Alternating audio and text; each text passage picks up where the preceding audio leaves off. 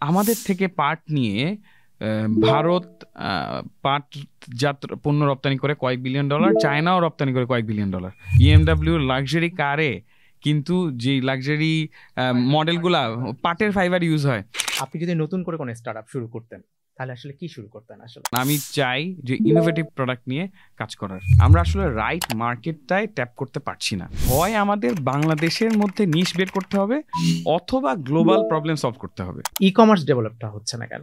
আমাদের ইনোভেটিভ মাইন্ডদেরকে দেশে রাখার জন্য আমাদেরকে এগিয়ে আসতে হবে। প্রোডাক্ট কিন্তু কয়েক হাজার আছে, রাইট? তো আমরা ইউনিক প্রোডাক্ট নিয়ে আসলে ভাবে কাজ করছি না।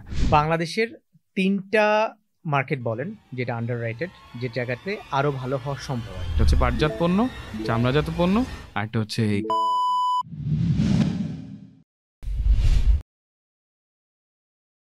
বাংলাদেশের অন্যতম growing market startup ecosystem, startup market এবং স্টার্টআপের নারী নক্ষত্র, স্টার্টআপের ভেতরে সকল তথ্য এগুলো জানার জন্য আমরা আজকে আমাদের স্টুডিওতে আমন্ত্রণ জানিয়েছি স্টার্টআপ কমিউনিটির সব থেকে পরিচিত মুখ জিয়াউল হক জিয়া ভাইয়া, যিনি শপআপের চিফ অফ স্টাফ। আজকে তার কাছ থেকে আমরা জানবো স্টার্টআপ মার্কেট সম্পর্কে, জানবো চলমান স্টার্টআপের যে সমস্যাগুলো রয়েছে সেই সমস্যাগুলো কিভাবে সমাধান করা যায়, আমাদের পলিসি মেকিংয়ের কী কী সমস্যা রয়েছে, বা আমাদের আরও আনএক্সপ্লোরড মার্কেট কী কী রয়েছে যে জায়গাগুলোতে আমরা এক্সপ্লোর করতে পারি। সো জিয়া ভাইয়ের সাথে পুরো এই আড্ডাটা 1 মিনিটও না টেনে দেখার জন্য সবাইকে আমন্ত্রণ জানাচ্ছি। চলুন কথা না বাড়িয়ে আমরা সরাসরি জিয়া ভাইয়ের কাছে চলে যাই। জিয়া ভাই, থ্যাংক ইউ ফর কামিং। আপনার সাথে আড্ডা দেওয়ার ইচ্ছা ছিল অনেক দিন ধরেই, সেই ইচ্ছাটা আজকে পূর্ণ হচ্ছে আর কি। স্টার্টআপ মার্কেটে অনেক স্টার্টআপ বাংলাদেশে এখন, এর মধ্যে কিছু সফল আছে, কিছু ব্যর্থ স্টার্টআপ আছে। কাউকে সফল বা ব্যর্থ বলার জন্য এখনো যথেষ্ট সময় হয়ে ওঠেনি আর কি। আমাদের দেশের স্টার্টআপগুলো আসলে ঠিক কি পরিমাণ প্রবলেম সলভ করতে পারছে? রিয়েল প্রবলেম কি আসলে সলভ করতে পারছে বা অ্যাড্রেস করতে পারছে প্রবলেমগুলোকে? আসলে ব্যর্থতার সফলতার গল্প যদি বলতে চাই, আমাদের আসলে গ্লোবাল স্ট্যাটিস্টিক্স দেখতে হবে। স্টার্টআপ কিন্তু 10টার মধ্যে দেখা যাবে যে সফল হবেই 2টা বা 3টা, এটাই সাধারণ। It's okay. আর ব্যর্থ যদি না হয় তাহলে কিন্তু তারা শিখবে না, রাইট? ডিসরাপটিভ আইডিয়া নিয়ে কাজ করে, নতুন আইডিয়া নিয়ে কাজ করে।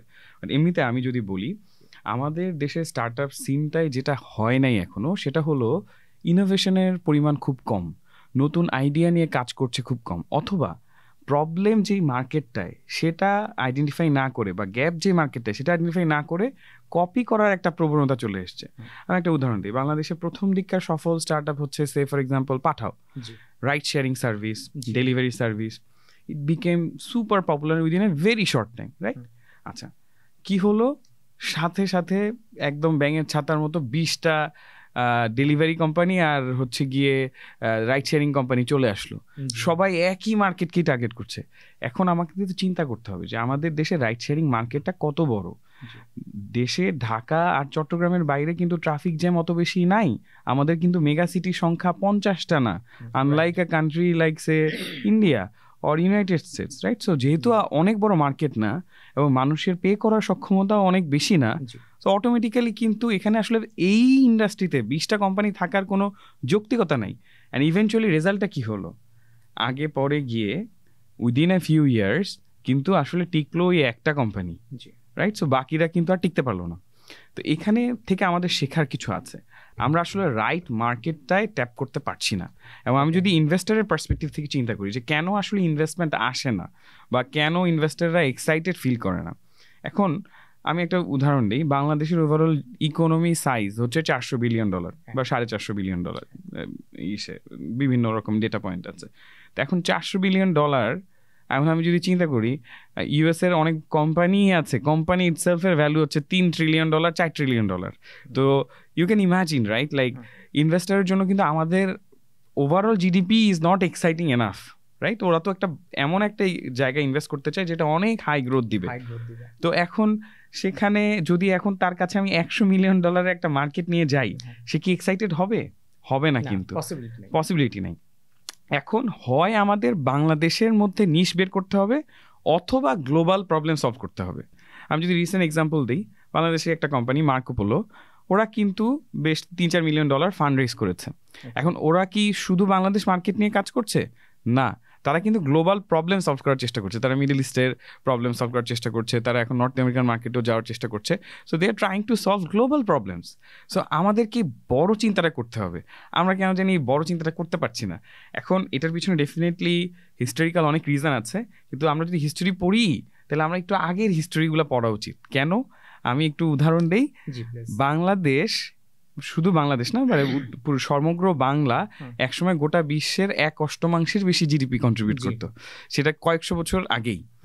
গোটা বিশ্বের প্রায় 1/4 আসতো ইন্ডিয়া থেকে, যার হাফ আসতো বেঙ্গল রিজিয়ন থেকে। তো আমরা কিন্তু সেই রিচ হেরিটেজের ওনার, রাইট? আমরা সেখানে ছিলাম এক সময়, আমরা অনেক কি বলবো যে আমরা বই পড়েছি সুজলা সুফলা শস্য শ্যামলা, রাইট?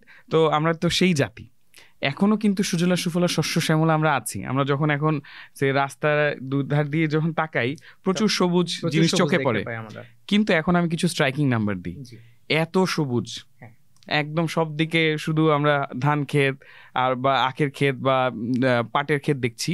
আমাদের দেশের আমরা এখনো চালে স্বয়ংসম্পূর্ণ না, আমরা প্রায় 15 থেকে 20 ভাগ বছর ভেদে চাল আমদানি করি। আচ্ছা, এইমাত্র চা খেলাম, চায়ের পাতাও এখন আমাদের আমদানি করা লাগে, অথচ আমরা ছোটবেলা থেকে দেখে আসছি সিলেটে প্রচুর চা হচ্ছে, পঞ্চগড়ে হচ্ছে, এখন কিন্তু আমাদের চা পাতা আমদানি করতে হয়। আচ্ছা, চায়ের মধ্যে চিনি দেয়া লাগছে, চিনির 99 ভাগ অলমোস্ট বছর বছর চেঞ্জ হয়, 98 থেকে 99 ভাগ চিনি আমরা আমদানি করি।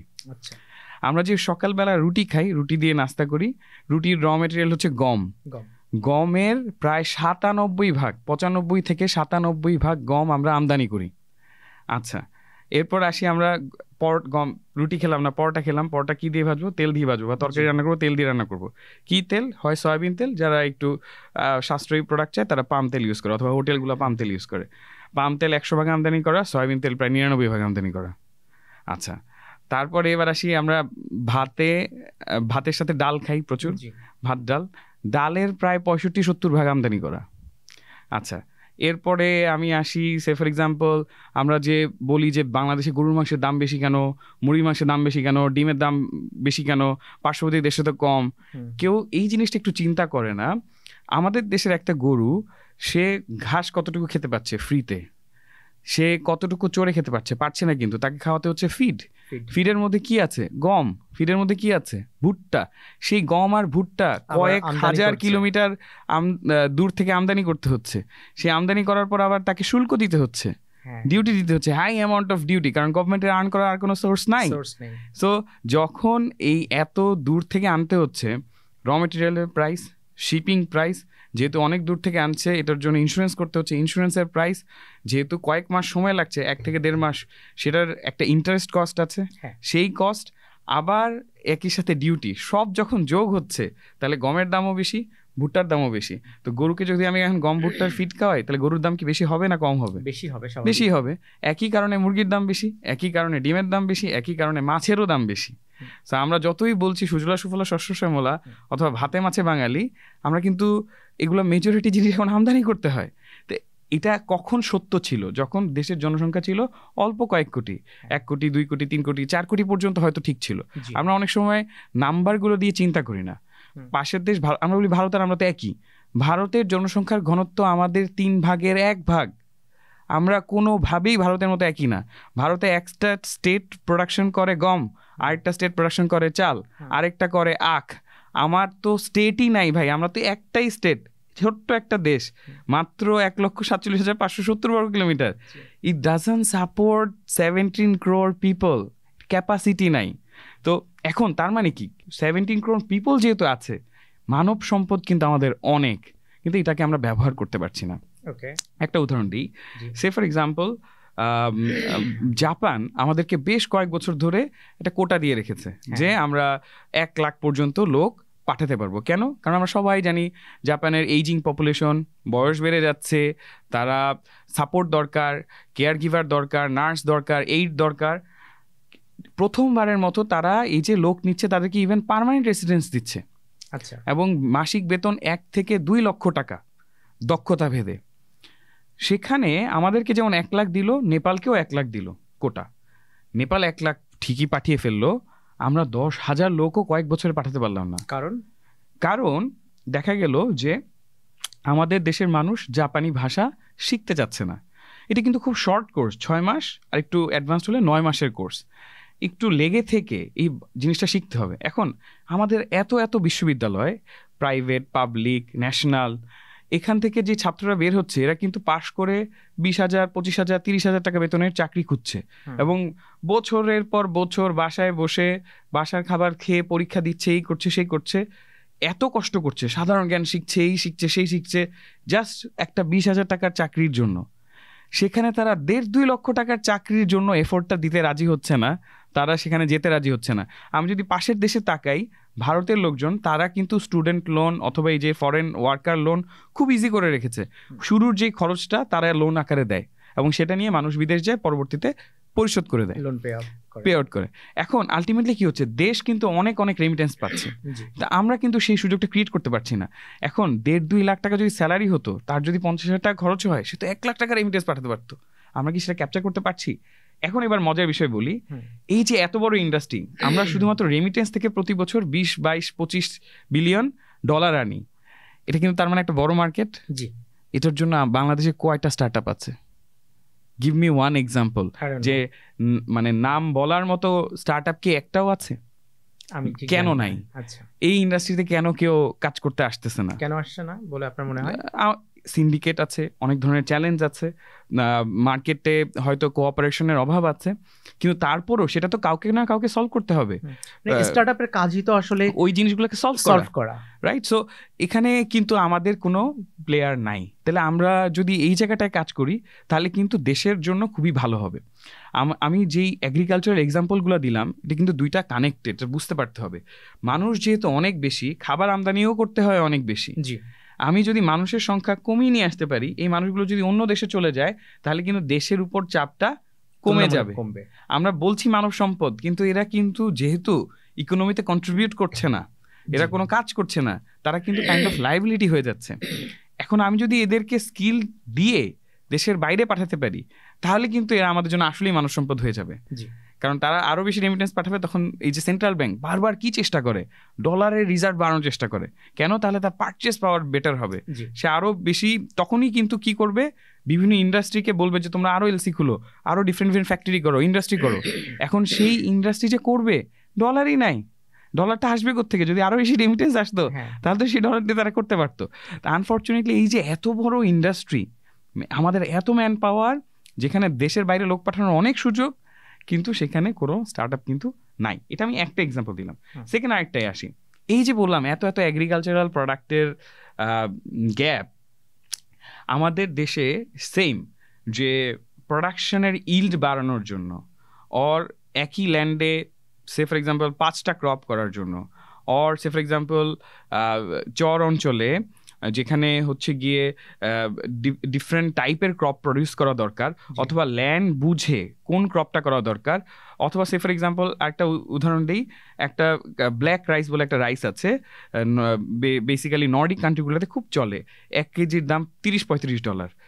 তো সেখানে বা ইউরো ওদের কারেন্সিতে, এখন সেই চাল রপ্তানি নিয়ে কি কেউ কাজ করছে? চালের রপ্তানিতে এমবার্গো দেওয়া কেন? তাহলে বাংলাদেশে এমনিতেই চালের অভাব, সেটা হয়তো একটা কিছু হয়ে যাবে, কিন্তু এটা তো ব্ল্যাক রাইস, এটা তো আমাদের সাধারণ মানুষ খায় না। তো এইটা নিয়ে কেউ কি কাজ করছে? সেরকম ভ্যালু এডিশন করার মতো কি কি ক্যাটাগরি বের করা যায় এগ্রিকালচারে, সেটা নিয়ে কে প্রবলেম সলভ করছে? তো এগ্রিকালচারে কিন্তু হিউজ কাজ করার স্কোপ। কেন? 17 কোটি কনজিউমার, কিন্তু এদেরকে এনাফ ফুড দিতে পারছি না আমরা। ফুড দিতে হলে আমাদের ইল্ড বাড়াতে হবে, আর সামহাও আমাদের ডিফারেন্ট টেকনোলজি বের করতে হবে। আমি যদি বলি, গভর্নমেন্ট কিন্তু by the way per student highest amount of invest করে এগ্রিকালচার ইউনিভার্সিটিতে, কিন্তু আমরা কি বেস্ট ট্যালেন্টগুলোকে ওদেরকে ওখানে পাঠাতে পারছি? এবং আমাদের বেস্ট পসিবল স্টার্ট আপটা কি সেখানে কাজ করছে? কয়েকজন আসা শুরু করেছে, বাট আমি বলবো যে তারা যেগুলো করছে লাইক সাধারণ কৃষিকাজ, যে গরু পালন করছি আমরা, খামার করছি, that's not proper startup. Innovation নেই আর কি, এই সেক্টরে ইনোভেশনের অভাব। কিন্তু এখানে কিন্তু প্রচুর ইনোভেশন দরকার, প্রচুর ইনভেস্টমেন্ট দরকার, R&D করা দরকার, যাতে আমরা সে ফর এক্সাম্পল একই জায়গায় আরো ভালো ক্রপ করতে পারি, হাই প্রাইসের ক্রপ করতে পারি। এগুলো নিয়েও কিন্তু সেন্ট্রাল কোনো প্ল্যানিং নাই। যেমন কথার কথা আমি একটা এক্সাম্পল দিই, আমাদের যদি যে একই জমিতে সে ফর এক্সাম্পল আমি এমন একটা ক্রপ করলাম যেটা বিক্রি করে আমি $20 করে পার কিলোতে পাবো, আর আমি ইম্পোর্ট করব সস্তা আইটেম, তাহলে আমার কি করা উচিত? যে ওই জমিতে লাগানো উচিত ওই রকম ক্রপ যেটা আমাকে বেশি ডলার দিবে। সেগুলো কিন্তু সেন্ট্রাল প্ল্যানিং এর ব্যাপার। আমাদের এগ্রিকালচার মিনিস্ট্রি কি এই প্ল্যানিংটা করছে? বা কৃষককে কি, আমি একটা উদাহরণ দিই, প্রতি বছর মানে হচ্ছে যে সে প্রত্যেক সিজনে একটা সাইকেল দেখা যায়। এবছর যদি আলুর দাম কম হয়, আগামী বছর আলুর দাম বেশি হবে, তারপরে বছর আবার কমবে, তারপরে বছর আবার বাড়বে। আচ্ছা, এটা কেন কেউ এটা চিন্তা করে না? বাংলাদেশে এনাফ কোল্ড স্টোরেজ নাই, এটা হচ্ছে একটা। সেকেন্ড হলো, যে বছর আলুর দাম কম হয় তখন কৃষক কি করে? কৃষক আর আলু চাষ করতে চায় না, কারণ সে ন্যায্য দাম পায় না। আচ্ছা, কৃষককে তো প্রোটেক্ট করার মতো কোনো রুলও নাই, লও নাই, তো কৃষক তখন আলু চাষ কমায় দেয়। তাহলে পরের বছর কি হলো? আলুর এখন হচ্ছে গিয়ে ক্রাইসিস। তার আলুর যেহেতু ক্রাইসিস, অটোমেটিক্যালি কি হয়? কনজিউমার তো অনেক বেশি, ডিমান্ড সাপ্লাইয়ের বিশাল গ্যাপ, অটোমেটিক্যালি আলুর দাম আবার বেড়ে যায়। তো এই বছর যখন ব্যাপক লাভ হইলো, কৃষক মনে করতেছে ও আমি যদি এবার চাষ করি তাহলে তো এবার আমি ভালো দাম পাবো, আবার বেশি চাষ করে, আবার ওই বছর যেহেতু হাই প্রোডাকশন হয়েছে দামটা কমে যায়। অথচ এবার মজার বিষয় বলি, আলুও কিন্তু এক্সপোর্ট করা যায়, কিন্তু আমরা মেজরিটি মার্কেট ধরতে পারছি না। কেন? কারণ হলো আমরা কন্ট্রোল ওয়েতে ফার্টিলাইজার দিচ্ছি না, কন্ট্রোল ওয়েতে পেস্টিসাইড দিচ্ছি না। যখন এটা আমরা এক্সপোর্ট করতে যাচ্ছি, সে রাশিয়ান মার্কেটে আলুর প্রচুর দরকার, ইউরোপিয়ান মার্কেটে প্রচুর আলুর দরকার, যখনই এটা আমরা স্যাম্পল হিসেবে পাঠাই, অ্যানালাইসিস যখন করে, তখন দেখে যে ডিফারেন্ট কেমিক্যাল এলিমেন্ট অনেক হাই, যেটার কারণে আমাদের আলুগুলো কিন্তু এলিজিবল হয় না। বাট তাই বলে কি এই আলু কোনোভাবেই এক্সপোর্ট করা যাবে না? যাবে। বাংলাদেশ কিন্তু নেপালে আলু পাঠাচ্ছে, আরও অনেক দেশেই এরকম আলু পাঠানো সম্ভব। তো যেগুলো আনরেগুলেটেড মার্কেট, তো সেটা দিয়ে আমরা অ্যাটলিস্ট শুরু করলাম। মিনওয়াইল আমাদের কিন্তু গ্র্যাজুয়ালি কন্ট্রাক্ট ফার্মিং করে, কন্ট্রোলড এনভায়রনমেন্টে আলুগুলো প্রডিউস করে আমাদের যেখানে আরও হায়ার প্রাইস পাওয়া সম্ভব সেসব মার্কেটকে টার্গেট করা উচিত। কিন্তু এগুলো নিয়ে, এই প্রবলেমগুলো নিয়ে কিন্তু কোনো ইনিশিয়েটিভ ওইভাবে নাই। আরও একটা জিনিস বলি, চাষ যে আমার শুধু আমার দেশেই করতে হবে এরকম কিন্তু না। ওয়ার্ল্ডের one of the largest agriculture producer and exporter is নেদারল্যান্ডসের আয়তন কিন্তু বাংলাদেশের চেয়েও কম। বাংলাদেশ যেমন ছোট দেশ, নেদারল্যান্ডস আরো ছোট দেশ। তাহলে কোথায় ও ক্রাফটিং করছে? আচ্ছা, প্রথম কথা, ওর কিন্তু আবার বাই দ্য ওয়ে অনেক ঠান্ডা, ও গ্রিন হাউস করে প্রোডাকশন করে, এক। দুই হচ্ছে ও বিভিন্ন জায়গা লিজ নেয়। বাংলাদেশে জমির কিন্তু অত্যধিক উচ্চ মূল্য। কেন? কারণ ওই সেম রিজন, ল্যান্ড অনেক কম কিন্তু মানুষ অনেক বেশি। আমি যদি এখন ফর এক্সাম্পল আফ্রিকায় চলে যাই, আমি এবছরই গিয়েছিলাম রমজান মাসে, আমি গিয়ে দেখলাম কিছু কিছু দেশ যেমন তানজানিয়া, জাম্বিয়া, ওই বেল্টটায়, এসব দেশে 1 একর জমি, একরও না, ওরা হেক্টরে বিক্রি করে। 1 হেক্টর জমির দাম সে হয়তো $100, $10,000 টাকা বা 12,000 টাকা। 1 হেক্টর মানে প্রায় 2.5 একর, মানে 250 শতক জমি 10,000 টাকায় পাওয়া যাচ্ছে। ওখানে বছরে কিন্তু 3 বার ক্রপ হচ্ছে। কয়জন বাংলাদেশি এই মার্কেটটা এক্সপ্লোর করতে যাচ্ছে? আমি যখন ফ্লাইটে উঠলাম, বোয়িং 707 ফ্লাইট, সেখানে পুরো ফ্লাইটে যদি 300 জন যাত্রী থাকে, আমরা 2 জন ছিলাম বাংলাদেশি, বিজনেস ক্লাসে সব চাইনিজ, আর হচ্ছে পুরো ফ্লাইট ইন্ডিয়ান লোক। আমি আফ্রিকার যতগুলো দেশে গেলাম সবগুলাই দেখি ইন্ডিয়ান, এবং ওদের ক্যাপিটালগুলোয় ওদের লোকাল রেস্টুরেন্টের চেয়ে ইন্ডিয়ান রেস্টুরেন্টের সংখ্যা বেশি। দে আর কনকোয়ারিং দ্য ওয়ার্ল্ড। আমরা ওদেরকে এত বকা দেই, গালি দেই, ওদেরকে নিয়ে সমালোচনা করি, ওরা তো ওদের কাজটা করছে। They are doing their job. They are মানে conquering every other commodity market. আমরা আমাদেরকে নিজের দেশের মধ্যে চেপে রাখছি। আমরা বিভিন্ন এক্সাম্পল দিচ্ছি, আমি ফ্যামিলি রেখে কেন যাব, এই কনসেপ্টটা কিন্তু কোথাও নাই। ফ্যামিলি রেখে কোথাও যাব, ফ্যামিলি মাইগ্রেট করবে। প্রত্যেক দেশই তো, দেশের এই কনসেপ্টগুলো কিন্তু খুব মানে চেঞ্জ হতে থাকে। আমি 100 বছর আগে যে জাতীয়তায় ছিলাম, 70 বছর আগে যে জাতীয়তা ছিলাম, 50 বছর আগে কিন্তু ডিফারেন্ট হয়ে গেছে। ইট কিপস চেঞ্জিং, রাইট? সো আমাকে কিন্তু ওই জিনিসটা লেভারেজ করতে পারতে হবে। আমার ল্যান্ডটা এনাফ সাপোর্ট করতে পারছে না এনাফ পপুলেশনকে, আমাদেরকে কিন্তু বাইরের মার্কেটে যেতে হবে। এই যে ইংরেজরা বা ডাচরা বা পর্তুগিজরা বা স্প্যানিশরা, এরা কিন্তু ওদের দেশে এনাফ রিসোর্স ছিল না বলেই বিভিন্ন মার্কেটে এক্সপ্লোর করতে যেত, বিভিন্ন দেশ জয় করতে যেত। সো আমাদেরকেও এরকম জয় করতে যেতে হবে। আফ্রিকান মার্কেটে যে পরিমাণ ভারতীয় এবং চাইনিজরা আছে, আমরা সেই তুলনায় নন এক্সিস্টেন্ট। এই যে এত একর জমি সরকার ওদেরকে দিয়ে রেখেছে, ভাই তোমরা চাষ করো। আমরা যদি যাই, আমরা যদি ওগুলো নেওয়ার চেষ্টা করি, তাহলে অবশ্যই আমরা ভালো করতে পারবো। এখানে অবশ্য রেগুলেশনের অনেক চ্যালেঞ্জ আছে। বাংলাদেশ ব্যাংকের বিভিন্ন রুলস অ্যান্ড রেগুলেশন আসলে আনফর্চুনেটলি বাংলাদেশ থেকে বিদেশে ইনভেস্ট করতে হেল্প করে না, রুলগুলো অনেক বেশি রেস্ট্রিকটিভ। বাট আমার কাছে মনে হয় যে এই ধরনের ইনভেস্টমেন্টের পারপাসে অ্যাটলিস্ট সার্টেন অ্যালাউয়েন্স দিয়ে দেওয়া উচিত। কারণ আমি যদি 1 একরের দাম যদি সে $100 হয়, তা আমি বেশি করলাম না, 10 একরই করলাম বা 10 হেক্টরই করলাম, তো আমার কত ডলার আসলে খরচ হবে অ্যাগ্রিকালচার?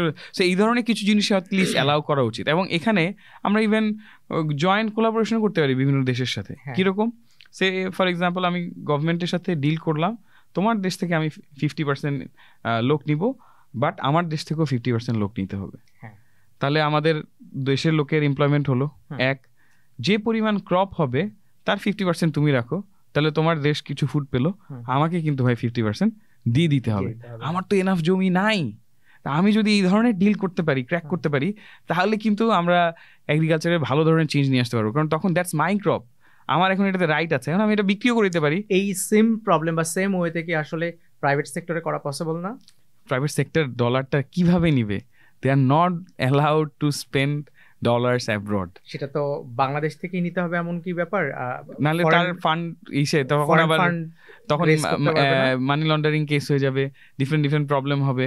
সে কিন্তু এটাই যে জন্য আমি বলছি সেক্টর ভিত্তিক বাংলাদেশ ব্যাংকের উচিত কিছু কিছু পারমিশন দিয়ে দেওয়া। বাট আমি বলছি না যে অনেক বেশি টাকা রিটার্ন দরকার, তার যে এই অ্যালাউড লিমিট সেটা দিয়েও সে কিন্তু ছোট পরিসরে কিছু না কিছু কাজ করতে পারবে। বাট আমার কাছে মনে হচ্ছে যে আমাদের এখন সময় এসছে, কারণ এই নাম্বারগুলো কি কানে লাগে না যে 99% এতগুলো আইটেম বা 100% এতগুলো আইটেম আমরা আমদানি করি, এটা কিভাবে সম্ভব? অথচ আমি তো রাস্তা দিয়ে যাওয়ার সময় দেখছি সবই সবুজ। How does it make sense? আমার তো আমি যখন নাম্বারগুলো নিয়ে কাজ করছি, কারণ যেহেতু আমরা কমোডিটি ডিস্ট্রিবিউশন করি, আমার তো চক্ষু চড়ক গাছ, আমি তো বিশ্বাস করতে পারি না যে এটা কীভাবে সম্ভব। কারণ ছোটোবেলা থেকে কবিদের ইসে পড়ছি, এত সুন্দর সবুজ সব কিছু গ্রিন, এবং তাই দেখে আসছি, কিন্তু নাম্বার তো সেই কথা সাপোর্ট করে না। এমন নাম্বার কিন্তু মিথ্যা কথা বলে না, রাইট? সো আমার কাছে মনে হয়েছে যে এই যে সেক্টরগুলা, এগ্রিকালচার বলি, ম্যান পাওয়ার বলি, তারপর হচ্ছে ইনোভেশন বলি, এখানে কিন্তু কোনো স্টার্ট আপ বাংলাদেশে ওরকম নাম করা কেউ আসলে নাই, এখন পর্যন্ত আসে নাই। আমরা রেদার না আসার কারণটা কি আসলে? আমার প্রশ্ন ছিল এটা যে বাংলাদেশের রিয়েল প্রবলেমগুলোকে আসলে ফাইন্ড আউট করতে পারছে না কেন আমাদের স্টার্ট আপ ফাউন্ডার্সরা? সো এটার জন্য আমি বলবো যে বিশ্ববিদ্যালয়ের সাথে ইন্ডাস্ট্রিগুলোর আরও কোলাবোরেশন লাগবে। স্টার্ট আপ নিয়ে গভর্নমেন্টের যে ইনিশিয়েটিভগুলো, তাদেরকে আরও এনকারেজমেন্ট দিতে হবে। ফাইন যে ট্যালেন্টগুলো, তারা কিন্তু দেশে থাকছে না, তারা দেশের বাইরে চলে যাচ্ছে। কারণ আমরা ওদেরকে কি অপরচুনিটি দিচ্ছি? গভর্নমেন্ট এখন পর্যন্ত স্টার্ট আপদেরকে ফান্ড করার জন্য এই রিসেন্টলি একদম জাস্ট কয়েক মাস আগে একটা পলিসি পাস করেছে। Still I would say very very restrictive. এখানে ব্যাংকগুলোকে বলে দিয়েছে যে তাদের লাভের একটা সামান্য অংশ যাতে স্টার্ট আপদেরকে অ্যালোকেট করে স্টার্ট আপ লোন দেওয়ার জন্য। কিন্তু এখানেও কিন্তু কোনো বাধ্যবাধকতা রাখা হয় নাই। এখন ব্যাংকগুলো কিন্তু if you look at their portfolio, কয়েকটা দুর্বল ব্যাংক বাদ দিলাম, তাদের গল্প তো আসলে আলাদা রাজনৈতিক হিসাব, বাট অন্যান্য যে ভালো ব্যাংকগুলো, এরা গত 5 বছর ধরে প্রত্যেকে 1000 কোটি টাকা 2000 কোটি টাকা লাভ করছে। তাদের কি কোনো সোশ্যাল রেসপন্সিবিলিটি নাই? এই দেশে ইনোভেশন ড্রাইভ করার জন্য কি তাদের কোনো দায়িত্ব নাই? তারা কি করছে? তারা কয়টা স্টার্ট আপকে ফান্ড করেছে? গিভ মি এক্সাম্পল যে একটা ব্যাংক 10টা স্টার্ট আপকে ফান্ড করেছে। There is no such example. How is that possible? আমি কিছুদিন আগে একটা ভিডিও দেখছিলাম যেখানে সিটি ব্যাংকের একজন কর্মকর্তা বলছেন যে আমাদের এক্সপিরিয়েন্স খুব বাজে, আমরা যে লোনটা দিই স্টার্ট আপকে সেই লোন আমরা আর উঠাতে পারি না। এই কনসেপ্টটা একটু ভুল। আচ্ছা, আমি এই জন্যই বলছি গ্লোবাল নাম্বার দেখি আমরা 100টা স্টার্ট আপ আইডিয়াতে ট্রাই করলে কয়টা সফল হয়? যেই 2টা বা 5টা সফল হবে সেটাই তাকে এত বেশি রিটার্ন দিবে দ্যাটস বিগার দ্যান যে অ্যামাউন্ট অফ সে লস করেছে। এবং তাকে তো লস করতে বলা হয় নাই, সে 2000 কোটি টাকা লাভ করছে, সে কি এখান থেকে 10 কোটি টাকা দেশের ইনোভেশনের জন্য খরচ করতে পারবে না? এটা তো এই ধরনের মন্তব্য করা আমি ডিসগ্রেসফুল বলে মনে করি। শুনতে খারাপ লাগতে পারে, কিন্তু কিছু করার নাই। তুমি একটা অর্থনীতি থেকে 2000 কোটি টাকা লাভ বের করে নিয়ে আসছো, তোমার মিনিমাম দায়িত্ববোধ নাই এই অর্থনীতিকে সচল করার জন্য? তো আমাদের দেশে এরকম কোনো ইনোভেশন ফান্ডই নাই। Very unfortunate. Look at India, look at Pakistan, look at Philippines, look at Indonesia. They are investing hundreds of crores. How many crores did you invest on startups from local community? There is none. এখন এই যে ফান্ডগুলো এই ফাউন্ডারগুলো পাচ্ছে না, এই ভালো এগ্রিকালচারালিস্ট বলি, economist বলি, ইঞ্জিনিয়ার্স বলি, মেডিকেলের স্টুডেন্টস বলি, তারা যখন এই অপশনগুলো পাচ্ছে না, তারা কি করছে? তারা আলটিমেটলি দেশের বাইরে চলে যাচ্ছে, কারণ দেখছে যে এখানে সুযোগটা নাই। আমাদের দেশ প্রত্যেক বছর রোবোটিক্সের যে কম্পিটিশনগুলো টপ 5 টপ 10 হয়ে আসে, অলিম্পিয়াডে প্রতি বছর গোল্ড মেডেল পায়। তাহলে এই যে এই ট্যালেন্টগুলা, এদের কাউকে আমরা রাখতে পারছি না। রাখার জন্য কি করছি? তাদেরকে তো আমরা সুযোগটা দিচ্ছি না। এই কারণেই তো ইনোভেটিভ মাইন্ডগুলো যখন চলে যাচ্ছে, তাহলে আমি ইনোভেশন এক্সপেক্ট করবো কার কাছ থেকে? আমি তো কোনো ইনোভেটিভ মাইন্ডকে দেশে রাখার জন্য কোনো স্টেপস নিচ্ছি না। এই জিনিসগুলো কিন্তু খুবই ফ্রাস্ট্রেটিং। কিন্তু আনফর্চুনেটলি নীতি নির্ধারকদের কেউ এগুলো নিয়ে কেউ কথাও বলে না। এই যে আমি এগ্রিকালচারের যে নাম্বারগুলো বললাম, go and search in Google, all of them are correct. Even BBS এর ডেটাও বলবে ইট ইজ কারেক্ট। কতজন অর্থনীতিবিদ এটা নিয়ে আজ পর্যন্ত কথা বলেছে? কেন বলে নাই? তাদের কি কোনো দায়িত্ববোধ নাই? তারা কি দেখছে না কেন প্রতি বছর গভর্নমেন্ট স্ট্রাগল করে টু কি preserve? Because government is supporting the nation. কিভাবে? প্রতি বছর আমরা যে ফার্টিলাইজার ইম্পোর্ট করছি, সাবসিডি দেওয়া লাগছে। প্রতি বছর আমরা যে ইলেকট্রিসিটি দিচ্ছি, সাবসিডি দেওয়া লাগছে। প্রতি বছর আমরা যে খাবার আমদানি করছি, খাবার আমদানিতেও শুল্ক ছাড় দেওয়া লাগছে। আমাদের কি পরিমাণ খাবার আমদানি করতে হয়, মানে রিজার্ভ তো এখানেই শেষ হয়ে যাচ্ছে। তো আলটিমেটলি গভর্নমেন্ট আসলে কিভাবে চলবে? তার মধ্যে আছে ট্যাক্স নিয়ে ঝামেলা। বাংলাদেশে if you look at tax payers count, আমাদের দেশে ট্যাক্স রিটার্ন বোধহয় এখন সাবমিট করে 2 মিলিয়ন, মানে 20 লাখের মতো মানুষ। তার মধ্যে মিনিমাম ট্যাক্স পে করে majority, actually tax payer proper tax payer সংখ্যা হয়তো কয়েক লাখ। তো দেশের যদি আমি চিন্তা করি যে যদি 5 কোটি লোকও আয় সক্ষম হয়, ভালো আয় করে, তার মধ্যে কি অ্যাটলিস্ট 1-2 কোটি ট্যাক্স দেওয়ার মতো লোক নাই? আমি যদি বলি, সে ফর এক্সাম্পল একটা মুদি দোকান, অর সে ইভেন একজন আমাদের যে এখন টেসলা যে ব্যাটারি রিক্সা, তারও কিন্তু মাসিক আয় 30-40 হাজার টাকা। যদি তাই হয় তাহলে কিন্তু তারও মিনিমাম ট্যাক্স দেওয়ার কথা। কেন? কারণ বাংলাদেশের ট্যাক্সের লটা বলছে যে বাৎসরিক 3 থেকে 3.5 লাখ টাকা ইনকামেই কিন্তু ট্যাক্স চলে আসে। তাহলে ও কি ট্যাক্স দিচ্ছে? আমি ওর কথা বলছি না, তাদের কথা বলছি না, কিন্তু আমার কথা হচ্ছে যে এর চেয়েও অনেক হাই ইনকামের লোকই আসলে ট্যাক্স দিচ্ছে না। সো আমাদের এখানে এনবিআরকে আরও অনেক শক্তপোক্ত করতে হবে, অনেক ইনিশিয়েটিভ নিতে হবে। গভর্নমেন্টের কাছে যখন অনেক অঢেল টাকা থাকবে, গভর্নমেন্ট তখন তো দিতে পারবে। বাট আমি তারপরেও বলছি যে গভর্নমেন্ট কিন্তু এগ্রিকালচার ইউনিভার্সিটি, ইঞ্জিনিয়ারিং ইউনিভার্সিটিতে যথেষ্ট ফান্ড দিচ্ছে, কিন্তু এখানে আমার কাছে মনে হচ্ছে যে প্রাইভেট সেক্টর আসলে ওইভাবে এগিয়ে আসছে না। এই যে স্টার্ট আপ লোন নিয়ে যে কমেন্টটা করলো একটা ব্যাংকের ঊর্ধ্বতন কর্মকর্তা, ইটস ভেরি আনফর্চুনেট। 3-4 হাজার কোটি টাকা বাৎসরিক লাভ, এবং প্রতি বছর স্টার্ট আপ যে ফান্ডটা থাকে সেই ফান্ডের অধিকাংশ চলে যায় এসএমইর হাতে, স্টার্ট আপের হাতে আসে না। সো এটাও তো আমার কাছে মনে হয় এখানে আবার একটা মজার বিষয়, বাংলাদেশে এসএমই আর স্টার্ট আপ মিলে মিশে একাকার। স্টার্ট আপ কি এসএমই কি, এইটার মধ্যে কোনো ক্লিয়ার ডিমার্কেশন নাই। ইভেন আমি ঠিক আছে, বাংলাদেশের মতো অর্থনীতিতে এসএমই একটা স্ট্রং চালিকা শক্তি, তাদের জন্য কিন্তু আসলে অনেক বেশি পরিমাণে লোন দরকার। তো এখানে কিছু ছোটখাটো ভুল বা ইসের জন্য আমরা যদি এখন দেয়াই বন্ধ করে দেই, তাহলে তো আসলে এসএমইর জন্য তো আলাদা ফান্ড আছেই, এসএমইর আলাদা ফান্ড আছে, স্টার্ট আপের আলাদা ফান্ড, কিন্তু দেখা যায় এসএমইর ফান্ড এসএমইতে যায়, যাওয়ার পরে স্টার্ট আপের ফান্ডও আসলে এসএমইতে যায়, কারণ স্টার্ট আপকে দেওয়ার মতো স্টার্ট আপ নেই বাংলাদেশে। স্টার্ট আপ নাই এখানে, ওই যে যেটা বললাম, ইনোভেটিভ মাইন্ডগুলোকে দেওয়ার জন্য আমরা এনাফ অপরচুনিটি দিচ্ছি না। সেকেন্ড একটা জিনিস হচ্ছে কোন টিমটা আসলে অ্যাসেস করছে। ব্যাংক কি একজন প্রপার স্যালারি দিয়ে স্টার্ট আপ অ্যাসেস করার মতো লোক রাখছে? কেন প্রত্যেকটা ব্যাংকের ডিফারেন্ট ডিফারেন্ট ভেঞ্চার্স নাই? বা বিভিন্ন দেশে কিন্তু সেটা আছে, আমরা কেন সেটা করতে পারছি না?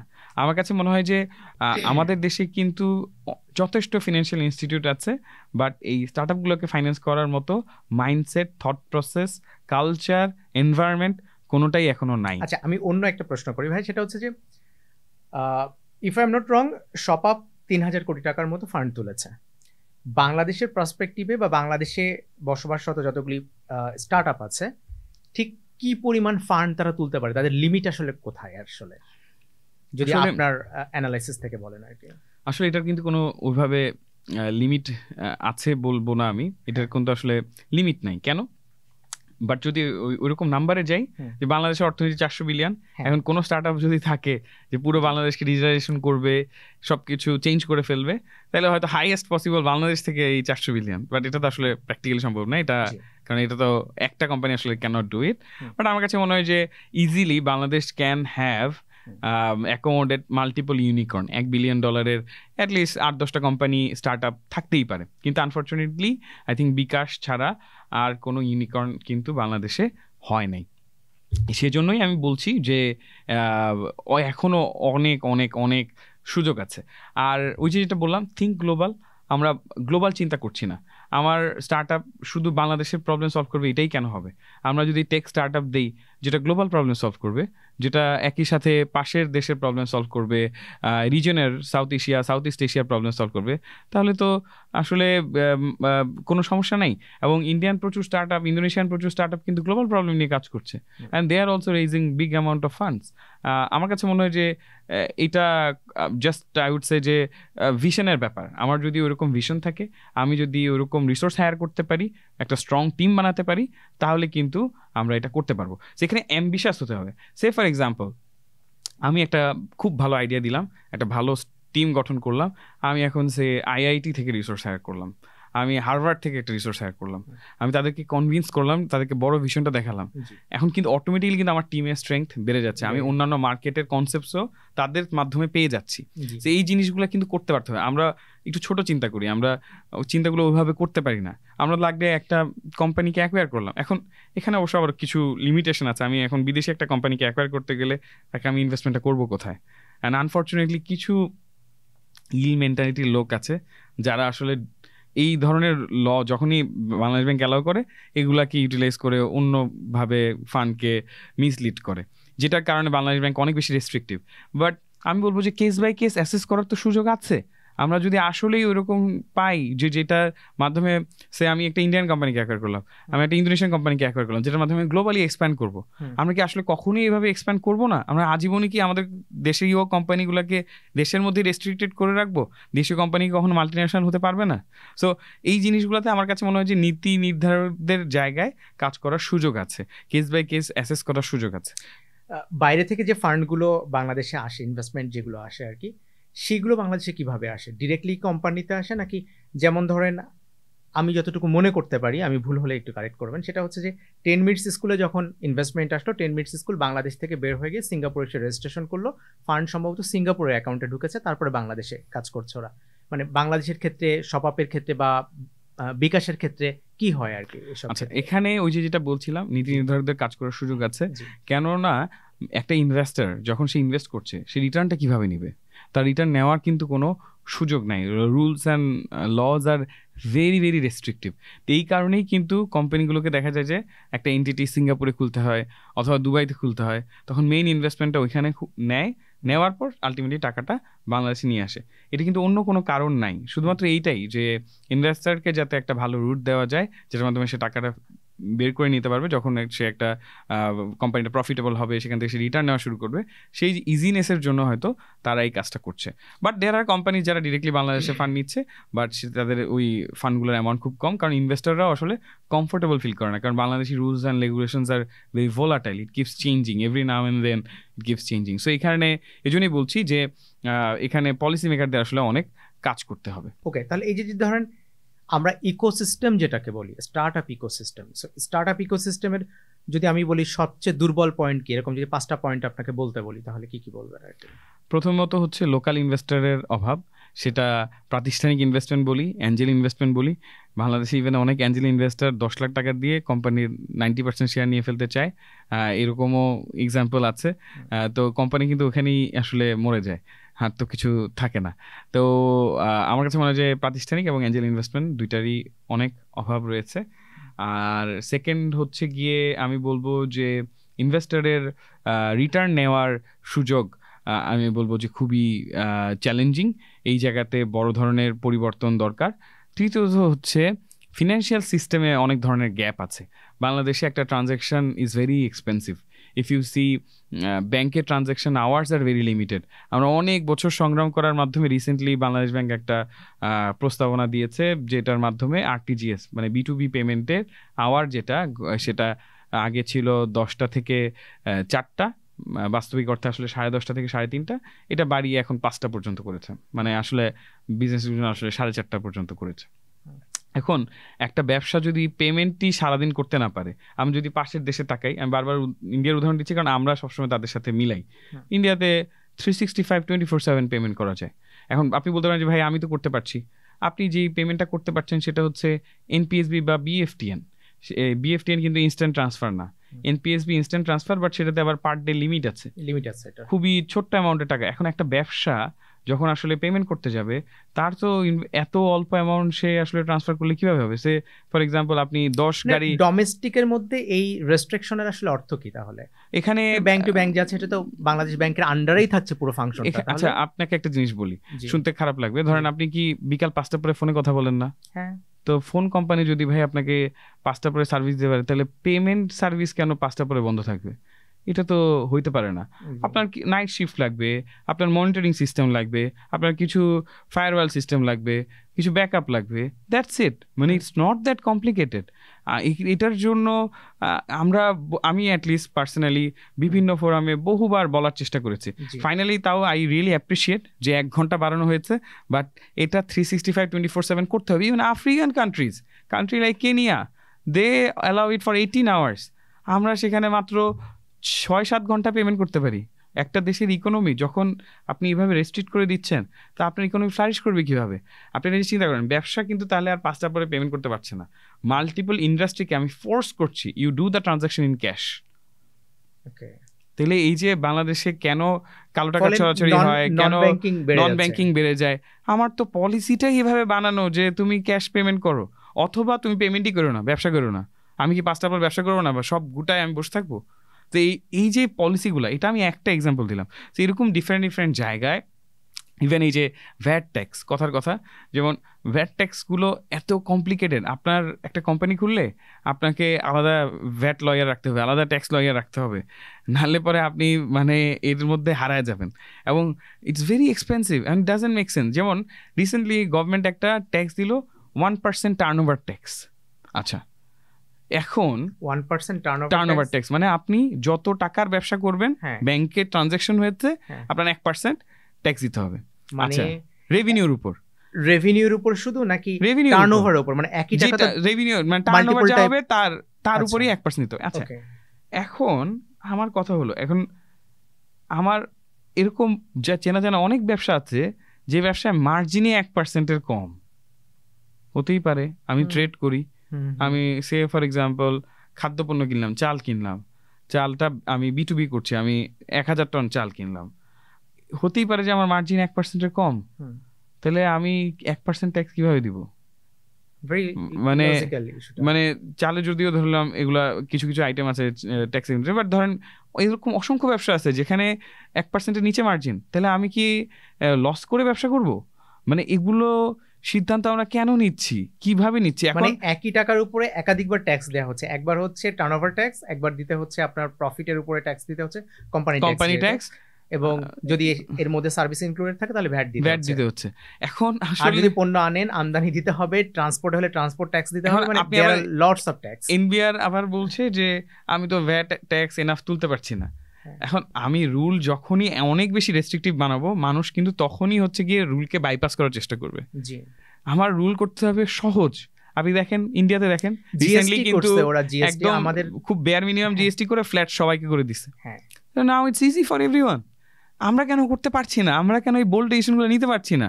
আমার 1 বছর কষ্ট হবে রুলটা ইমপ্লিমেন্ট করতে, দেন মাই লাইফ ইজ সেট। আমরা এই বোল্ড ডিসিশনগুলো কেউ নিতে পারছি না। এবং জিএসটি এর একটা ভালো, মানে আমি খুব ক্লিয়ারলি না বুঝতে পারলে যতটুকু বুঝতে পেরেছি যে জিএসটি একটা ভালো সুবিধাটা হচ্ছে এটা যে জিএসটি তে খুব চমৎকারভাবে স্প্লিট করা হয়েছে, স্টেট কত পার্সেন্ট পাবে, সেন্ট্রাল গভর্নমেন্ট কত পাবে। এই জিনিসটা আমি বলার চেষ্টা করছি যে আমাদের ইকোনমিতে 1% turnover tax doesn't make any sense. Even just 1 বছর আগে এটা ছিল 0.6%, যেটা ওই 0.6%ই মেক সেন্স করতো না, সেখানে এটাকে 1% করার কোনো মানেই হয় না। তো এইগুলার কারণেই কিন্তু মানুষ আরো বেশি ফাঁকি দেওয়ার প্রবণতা বাড়ছে, মানুষ অন্যভাবে ট্রানজাকশন করছে, ব্যাংকে করছে না, ক্যাশে ট্রানজাকশন করছে। তা আমি মানুষকে খারাপ কাজ করার জন্য এনকারেজ করছি। আমাদের রুলগুলোকে সিম্পলিফাই করতে হবে। এটা হচ্ছে আরেকটা প্রবলেম, যে আমি যেটা বলছিলাম, একটা হচ্ছে একটা ব্যাংকিং প্রবলেম, একটা বলছিলাম ইনভেস্টমেন্টের প্রবলেম, সেকেন্ড একটা বলছি যে আমাদের রুলস অ্যান্ড রেগুলেশনস গুলো এগুলা ইনভেস্টমেন্ট ফ্রেন্ডলি না, ইনভেস্টাররা টাকা নিতে পারছে না, সেটা আরেকটা। থার্ড আমি বলছি যে পেমেন্ট সিস্টেমে অনেক ধরনের গলদ, যেমন ব্যাংকিং আওয়ার খুব কম, আমার কি বলে এটাকে, ব্যাংকগুলো যখন রুলগুলো সে ট্যাক্সগুলো অনেক বেশি, সো এই কারণে আলটিমেটলি মানুষজন করে না। সো ভ্যাট ট্যাক্সেও আরেকটা বড় প্রবলেম আছে, ভ্যাট ট্যাক্সে একটা বড় ধরনের রিফর্ম দরকার। আর ফিফথ আমি বলবো যে অ্যাওয়ারনেসটা আমাদের এখনও আনফর্চুনেটলি কোনো পোস্টার বয় নাই।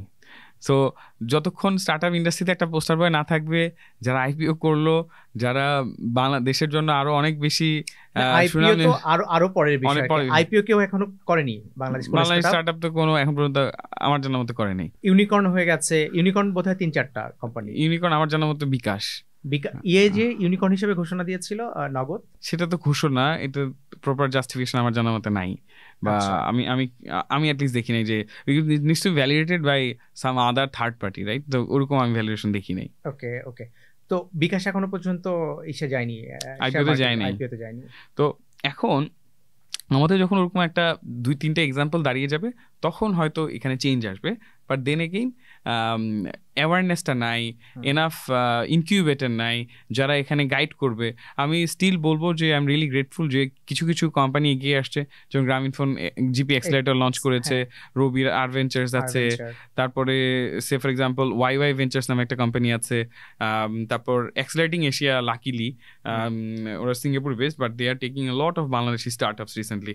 তো এগুলোর কারণে কিন্তু বাংলাদেশে তাও কিছুটা স্টার্ট আপ সিন বেশ চেষ্টা করছে অ্যাটলিস্ট, কিন্তু আরো ইনিশিয়েটিভ দরকার। ডেকো ইস্যু ভেঞ্চার্স আছে, they are also investing in some good companies and but ডেকো ইস্যুর মতো আমার কাছে মনে হয় যে আরো এরকম 10-15টা ভেঞ্চার্স, লোকাল ভেঞ্চার্স দরকার, যারা ওভারঅল ইকোসিস্টেমকে ফান্ড করবে অ্যান্ড হচ্ছে গিয়ে ইনোভেশনটাকে ড্রাইভ করবে। আরও ইনকিউবেটর দরকার, আরও অ্যাক্সিলারেটর দরকার, তাহলে পরে কিন্তু আমাদের এই সিনটা আরও সরগরম হবে। তো এই 4-5টা প্রবলেম যদি আমরা আসলে ফিক্স করতে পারি তাহলে সম্ভব। কিন্তু এর মধ্যে নীতি নির্ধারকদের কাছে সেগুলো আসলে অনেক বেশি লং টার্ম, বাট সেটার জন্য আসলে ডিপলি চিন্তা করতে হবে। আমরা আমাদের পেমেন্টকে এভাবে রেস্ট্রিক্ট করে রাখতে পারি না, এটা আমার কাছে মনে হয় it's a crime, because we are forcing people to do cash payment. শনিবারে কি মানুষ ব্যবসা করবে না? শুক্রবারে কি মানুষ ব্যবসা করবে না? এই যে আরটিজিএস বললাম বাড়ালো, শুক্র শনিবার বন্ধ কেন? আমি কি বাজারে ট্রেড করি না? তাহলে ব্যবসায়ী কি কোত্থেকে কিনবে, কিভাবে কিনবে? একটা ব্যবসায়ী সে তার দোকানের জন্য প্রোডাক্ট দরকার, সোর্স করতে গেল, সে সোর্স করতে গিয়ে সে তাহলে এখন পেমেন্টটা কিভাবে করবে? তার সে 10 টন চাল দরকার, সে কি ব্যাংকিং পেমেন্ট করতে পারবে? আমি কি তাকে কি সলিউশন দিচ্ছি? এগুলো আমার কাছে মনে হয় যে নীতি নির্ধারকই ক্রাইম করে ফেলছে। এটা কিন্তু crime. We are forcing them to do cash transaction. We are forcing them to evade tax. সে তো এই ট্রানজাকশনটা তো কোথাও হইলো না, কোনো বুকে নাই, তাহলে এটা কি সে ট্যাক্স দিবে? এইটা কি কোনোভাবে আসলে মানে সরকারের না বুঝতে পারার কোনো কারণ, নাকি সরকারের বা সরকার যারা পরিচালনা করে তাদের অন্য কোনো পলিসি বা অন্য কোনো বেনিফিট আছে? এটা আসলে বলা মুশকিল। আমার কাছে মনে হয় যে we are not taking enough talents in the policy making decisions. এখন রিসেন্টলি রিফর্মের পর 1-2জন কিছু ট্যালেন্ট লোক গিয়েছেন, বাট আমার কাছে মনে হয় যে আরও বেশি পার্টিসিপেটিভ হওয়া উচিত। আপনি দেখবেন যে বিভিন্ন দেশে এই টাইপের স্পেশালাইজড রোলে কিন্তু এক্সটার্নালি হায়ার করতে পারে, কিন্তু আনফর্চুনেটলি বাংলাদেশে একটাই ওয়ে, বিসিএসের মাধ্যমে তারা ঢুকতে হবে। সো এখন একটা মানুষ যখন 3 বছর 4 বছর ধরে শুধু গদ্য পদ্য আর সাধারণ জ্ঞান পড়ছে, তার কিন্তু ইনোভেশন হারিয়ে যাচ্ছে। সে কিন্তু তার কিন্তু এক্সপোজার অনেক কমে যাচ্ছে, সে একটা রুমের মধ্যে আবদ্ধ হয়ে যাচ্ছে। আনলেস ইউ গো দেয়ার, তাহলে কিন্তু এই জিনিসগুলোতে এক্সপোজার হবে না। আরেকটা জিনিস বলি, আমাদের একটা বড় চ্যালেঞ্জ হচ্ছে মিনিস্ট্রি অফ ফরেন অ্যাফেয়ার্স থেকে ইনিশিয়েটিভের পরিমাণ খুব কম। এই যে আমি একটু আগে বললাম, শুনে খুব মনে হলো, আচ্ছা আফ্রিকান কান্ট্রিতে $100 কয়েক হেক্টর জমি কিনে ফেলতে পারছি, ও তো ওই দেশে যেতেই পারবে না, ভিসা কিভাবে পাবে? প্রতি বছর আমাদের পাসপোর্ট র্যাঙ্কিং নিচে নামছে। যে পরিমাণ দেশে আমরা আগে ভিসা ছাড়া যেতে পারতাম, এখন আমরা যেতে পারছি না। যেগুলো দেশ আগে ই ভিসা দিত, তারা এখন আর আমাদেরকে ভিসা দিচ্ছে না। আমরা এটার জন্য কি করছি? আমি ইভেন কয়েকটা দেশের মিনিস্টার অফ ফরেন অ্যাফেয়ার্স সাথে ব্যক্তিগত উদ্যোগে কথা বলেছি, সে বলছে, ওরা বলছে তোমাদের মিনিস্টার অফ ফরেন অ্যাফেয়ার্স থেকে তো কোনো উদ্যোগই নাই, তুমি বললে কি হবে? You are who? You are none to us, you are alien to us, you don't represent Ministry of Foreign Affairs of Bangladesh. Why would I listen to you? But your problem is real. এটার জন্য তো দুই দেশের meeting লাগবে। তো এখন এই জিনিসটা এটা কে করবে? আমি কথা বলছিলাম এক দুজনের সাথে মিনিস্টার অফ ফরেন অ্যাফেয়ার্সের, যে আপনাদের যে এই যে প্রতি বছর পাসপোর্ট র্যাঙ্কিং কমে যাচ্ছে আমাদের, এটার জন্য আপনারা কি উদ্যোগ নিচ্ছেন? বলছে এটা নিয়ে আমরা খুব চিন্তিত। তো এখন চিন্তিত তো আমি আপনি 17 কোটি মানুষ, চিন্তা করে তো লাভ নাই, ইনিশিয়েটিভ কি নিলাম? ইফ ইউ লুক অ্যাট, এই যে বারবার এক্সাম্পল দিই, if you look at our neighbouring countries, প্রত্যেকের passport ranking is improving every other day. আমাদের পাসপোর্ট র্যাঙ্কিং হচ্ছে যুদ্ধ বিগ্রহ দেশের সাথে। আমাদের দেশে কি যুদ্ধ চলছে? কি যুদ্ধ? আমাদের তো কোনো কিছু নাই, তাহলে আমরা কেন পারছি না? ইজি কান্ট্রি, যেই কান্ট্রিতে যাওয়ার জন্য কোনো রেস্ট্রিকশনে থাকার কথা না, সেখানে আমাদের কোনো বাইলেটারাল রিলেশনশিপই নেই। কেন এরকম হচ্ছে? কেন এগুলো নিয়ে কেউ চিন্তা করছে না? আমাদের দেশের লোক যদি যেতে না পারে, যদি না দেখে, না ব্যবসা করে, তাহলে সে অন্য লোককে কিভাবে নিবে? রেমিটেন্স কিভাবে পাঠাবে? কিসের ভিত্তিতে দেশ বেঁচে থাকবে? তো এগুলো নিয়ে আমার মনে হয় যে বড় ধরনের চিন্তা করার সুযোগ আছে। ইভেন আমি একা বললে তো আসলে হবে না, এটার জন্য এই ইন্ডাস্ট্রিগুলোতে আমার কাছে মনে হয় যে অনেক অনেক বেশি স্টার্ট আপ দরকার, এবং তারা যদি আসলে প্রবলেমগুলো সলভ করতে পারে, they should be able to unlock millions of dollars from different investors. এটা আসলে কোনো চ্যালেঞ্জ হওয়ার কথাই না। আচ্ছা, বড় কিছু কোম্পানি বা সাকসেসফুল যাদেরকে বলছি, ধরেন বিকাশের কথা বলি বা শপআপের কথা বলি, এরা ফরেন ইনভেস্টরদেরকে আকর্ষণ করতে পারছে, বাকিরা পারছে না কেন? এটা কি তাদের ইনোভেশনের অভাব, নাকি দক্ষতার অভাব, নাকি আসলে তাদের প্রোডাক্ট আসলে মার্কেট ফিট না? এক্স্যাক্টলি কি প্রবলেম আসলে তাদের? এখানে মাল্টিপল প্রবলেম থাকতে পারে। ইনভেস্টরের ইনভেস্টমেন্ট করার কয়েকটা রিজন থাকতে পারে। তার কোন সেক্টরে ইন্টারেস্ট বেশি সেটা বুঝতে পারতে হবে। ইনভেস্টমেন্ট যে করবে, মার্কেটটা কত বড়, সেটা কি $1 billion market, $3 billion market, $10 billion market, $50 billion market, competition কেমন, সেখানে সে আসলেই ভালো করতে পারবে কিনা, তার টিমটা কত স্ট্রং। যেমন ইনভেস্টাররা ইনভেস্ট করার সময় ফাউন্ডারদেরকে দেখে, ফাউন্ডার প্রোফাইল যদি স্ট্রং না হয়, ফার্স্ট টাইম ফাউন্ডার অথবা ভালো ব্যাকগ্রাউন্ড না, তাদেরকে কিন্তু সাধারণত ইনভেস্ট করতে চায় না। টিমটা স্ট্রং এনাফ না, তাদেরকে সাধারণত ইনভেস্ট করতে চায় না। তো একটা স্ট্রং টিম দরকার। তারপরে হচ্ছে গিয়ে সে ফর এক্সাম্পল ইনোভেটিভ আইডিয়া দরকার, তারা কি ইনোভেটিভ এনাফ কিনা সেই জিনিসটা একটু দেখার বিষয় আছে। সো এরকম কয়েকটা ফ্যাক্টর আছে। সো যারা এই জিনিসগুলোকে ফিক্স করতে পারছে, তারা কিন্তু ঠিকই ফান্ড রেজ করতে পারছে। আর শুরুতেই যে একজন 100-200 মিলিয়ন রেজ করে ফেলবে এটা কিন্তু না। স্টেপ বাই স্টেপ আপনি শুরুতে কাজ করলেন, হয়তো $1 লাখ আনলক করলেন, তারপর 3 লাখ, 5 লাখ, 1 মিলিয়ন, 2 মিলিয়ন, এরপর একসময় গিয়ে। বাংলাদেশের যে কোনো প্রবলেমের বা যে কোনো ইন্ডাস্ট্রির মার্কেট সাইজ অ্যাসেসমেন্ট আসলে কিভাবে হয়? ধরেন একজন ইনভেস্টর বাইরে থেকে এসে তিনি কোন একটা স্টার্টআপে ইনভেস্ট করতে চান, কিন্তু এখানে মার্কেট কতটুকু, এটা সে কিভাবে অ্যাসেস করবে? যেহেতু বিবিএস ডেটা আছে, ইন্টারনেটে আপনি নিউজ পেপারগুলোতে দেখতে পাবেন এইখানে কত লোক এমপ্লয়েড, কি পরিমাণ কনজিউমার আছে, কত বড় মার্কেট, এগুলো আপনি নেটে সার্চ করলেই আসলে পাবেন। আর এখানে সে ফর এক্সাম্পল আমার ইকোনমি সাইজ 400 বিলিয়ন, তো 400 বিলিয়নে দেখা গেল যে সে এফএমসিজি কন্ট্রিবিউট করে কথা XYZ%, তাহলে ওইটাই হচ্ছে আমার মার্কেট সাইজ। এখন ওইটার মধ্যে কি আপনি 100% নিতে পারবেন? এটা তো আসলে প্র্যাকটিক্যালি সম্ভব না। তো ওইটার কতটুকু আপনি নিতে পারবেন? তো এখানে কিন্তু অনেকগুলো টার্ম আছে স্টার্টআপের ক্ষেত্রে, ট্যাম, স্যাম, সম। ট্যাম মানে টোটাল অ্যাড্রেসেবল মার্কেট। সো এরকম ডিফারেন্ট আই থিঙ্ক নাম্বারগুলো যখন সে পয়েন্ট করে বসাবে, তখন অটোমেটিক্যালি সে বুঝে যাবে যে আসলে সে কতটুকু মার্কেট অ্যাড্রেস করতে পারছে। বাংলাদেশের 3টা মার্কেট বলেন যেটা আন্ডার রাইটেড, যে জায়গাতে আরো ভালো হওয়া সম্ভব আর কি। আমি তো অলরেডি 2টা বলে ফেলছি, একটা হচ্ছে ম্যান পাওয়ার, আরেকটা হচ্ছে এগ্রিকালচার। এই 2টা মাস্ট, মানে ফর শিওর। থার্ড আমার কাছে একটা যেটা মনে হয় যে আমরা যেহেতু আমাদের দেশে খুব অল্প আইটেমই আছে যেখানে আমরা অনেক বেশি সারপ্লাস প্রোডাকশন করি। এর মধ্যে 2টা ইন্ডাস্ট্রি হচ্ছে পাট, আরেকটা হচ্ছে গিয়ে চামড়া, যেখানে আমাদের প্রোডাকশন ইজ কোয়াইট গুড। তো এই এবং চামড়ার দামও কম, পাটের দামও বাংলাদেশে খুবই কম। মজার একটা ডেটা বলি, পাট থেকে বাংলাদেশে প্রতি বছর আয় হচ্ছে, রপ্তানি আয় হচ্ছে $1 বিলিয়ন প্লাস মাইনাস। তো আমাদের থেকে পাট নিয়ে ভারত পাটজাত পণ্য রপ্তানি করে কয়েক বিলিয়ন ডলার, চায়নাও রপ্তানি করে কয়েক বিলিয়ন ডলার। এখন আপনি প্রশ্ন করতে পারেন যে আমাদের থেকে তাহলে আমরা কেন পাট দিয়ে দিচ্ছি? আমাদের কাঁচা পাট থেকে আমরা যে ইনোভেটিভ প্রোডাক্ট বানাবো সেই চিন্তাধারাটাই আমাদের নাই। আমরা সে ফর এক্সাম্পল পাট দিয়ে আমরা শুধু ওই ব্যাগটাই বানাতে পারি আর বস্তাই বানাতে পারি। পাট দিয়ে কিন্তু সুন্দর সুন্দর প্রোডাক্ট বানানো যায়, কার্পেট বানানো যায়। Even I am not sure if you know, BMW luxury কারে কিন্তু যে লাক্সারি মডেলগুলো পাটের ফাইবার ইউজ হয়। তো সেটা কে করবে? ওরা ইন্ডাস্ট্রিটা বানিয়েছে, ওরা করতে পারছে, আমরা পারছি না। আমাদেরকে সেগুলো করতে হবে। যেমন পাট আরেকটা ইন্ডাস্ট্রি যেটা নিয়ে হয়তো কাজ করার সুযোগ আছে, যেখান থেকে কয়েক বিলিয়ন ডলারের কোম্পানি না, মার্কেট অ্যাটলিস্ট বানানো সম্ভব। কোম্পানি হয়তো ধরেন অ্যাটলিস্ট $1 বিলিয়ন বা $500 মিলিয়ন হয়তো কোম্পানি হতে পারে। তো এটা একটা মনে হচ্ছে আমার কাছে, চামড়া সেখানেও কয়েক বিলিয়ন ডলার মার্কেট করা সম্ভব। এবং বাংলাদেশি চামড়া কিন্তু ইউনিক, বেশ সফট। তো এই যে চামড়া, গরুর চামড়া, ছাগলের চামড়া, এই চামড়াজাত পণ্য, সেটা নিয়েও কিন্তু ওরকম বেশি ড্রাইভ নাই। আমরা এক্সপোর্ট করি, একটা ভালো অ্যামাউন্টের এক্সপোর্ট চামড়া থেকে আসে, কিন্তু আমার কাছে মনে হয় যে এটাকে 8-10 গুণ করা সম্ভব। যেমন এখানে শুধুমাত্র কিছু সার্টিফিকেশনের অভাবের কারণে আমরা অনেকগুলো মার্কেট ডিরেক্টলি ধরতেই পারি না। আমরা এক্সপোর্ট করি চায়নার কাছে, চায়না এই প্রোডাক্টকে আবার একটু কাস্টমাইজ করে রিঅ্যাসেম্বল করে তারপরে সার্টিফিকেশন নিয়ে then they re-export the products at a much higher price. তো আমার কাছে মনে হয় যে আমরা এই জিনিসগুলো নিতে পারছি না। দেন আরও এক্সাম্পল দিই, সেটা হয়তো স্টার্ট আপ হবে না, বাট ব্যবসা পসিবল। যেমন আমরা RMG-তে খুব ভালো, কিন্তু বাংলাদেশ থেকে কোন ব্র্যান্ডটা গ্লোবালি দাঁড়াতে পেরেছে?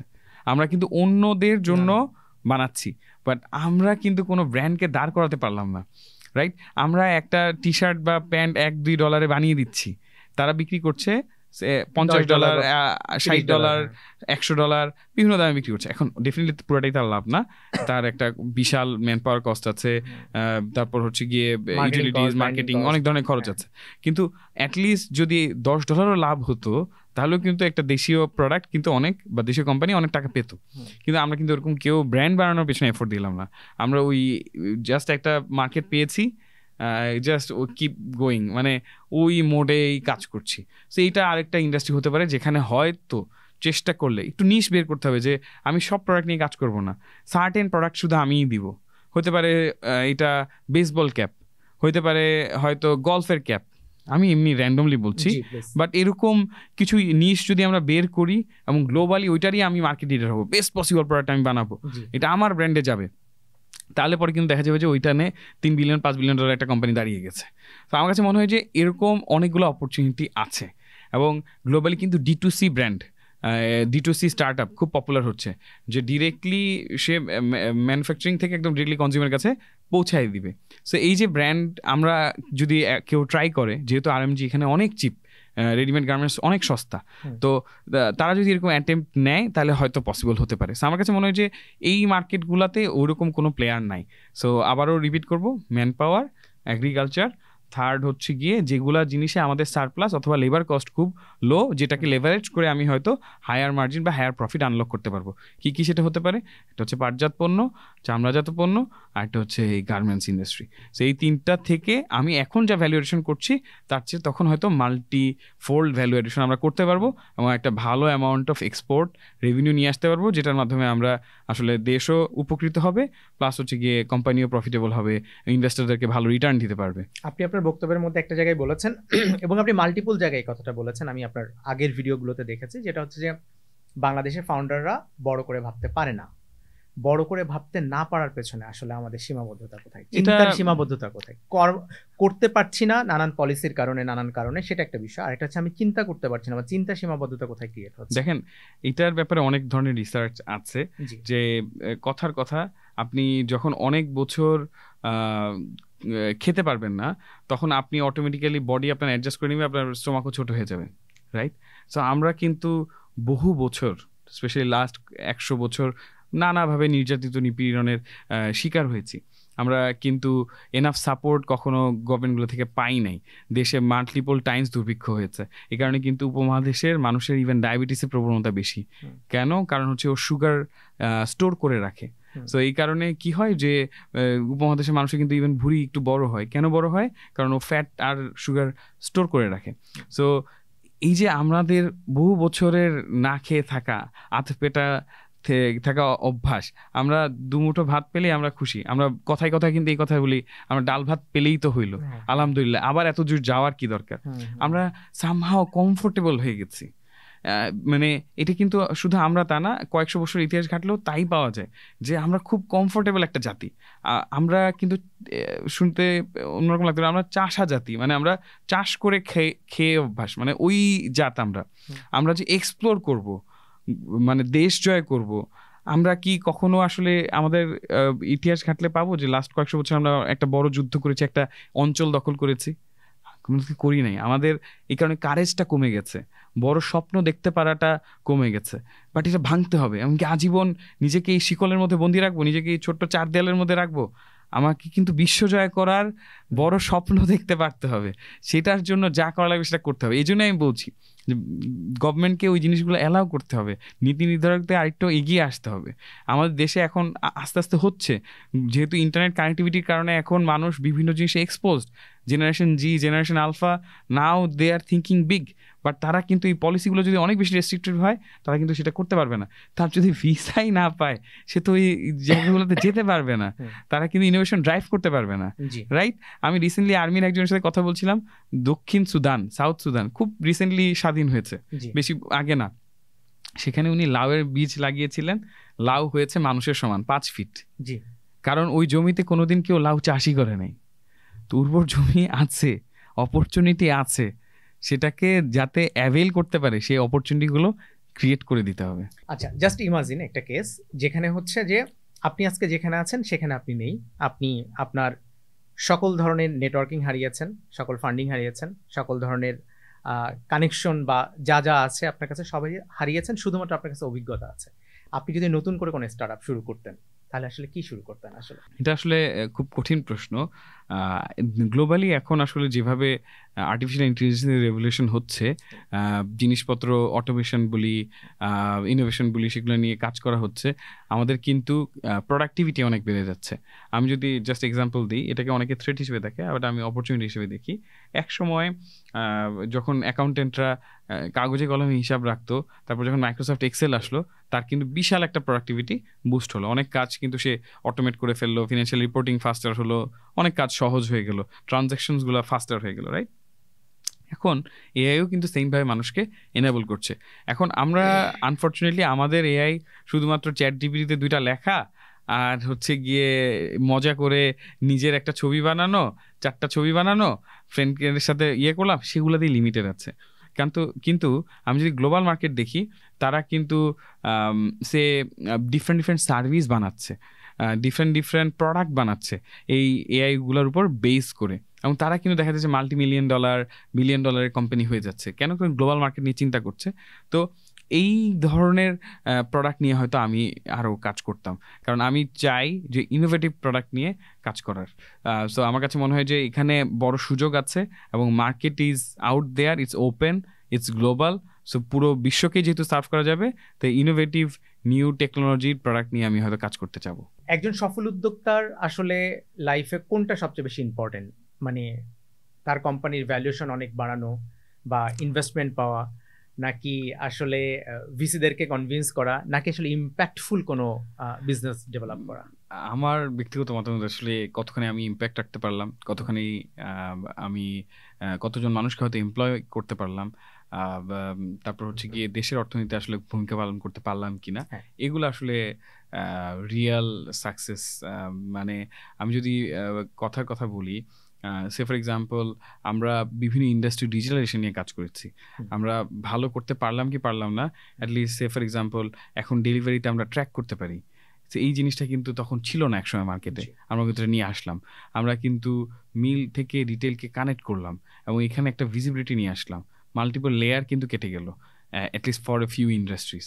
আমরা কিন্তু এটা করে দেখালাম। গভর্নমেন্টের জন্য কিন্তু ট্রান্সপারেন্সি একটা বড় চ্যালেঞ্জ, গভর্নমেন্ট অনেক জায়গা থেকে এই ডেটাগুলো পায় না।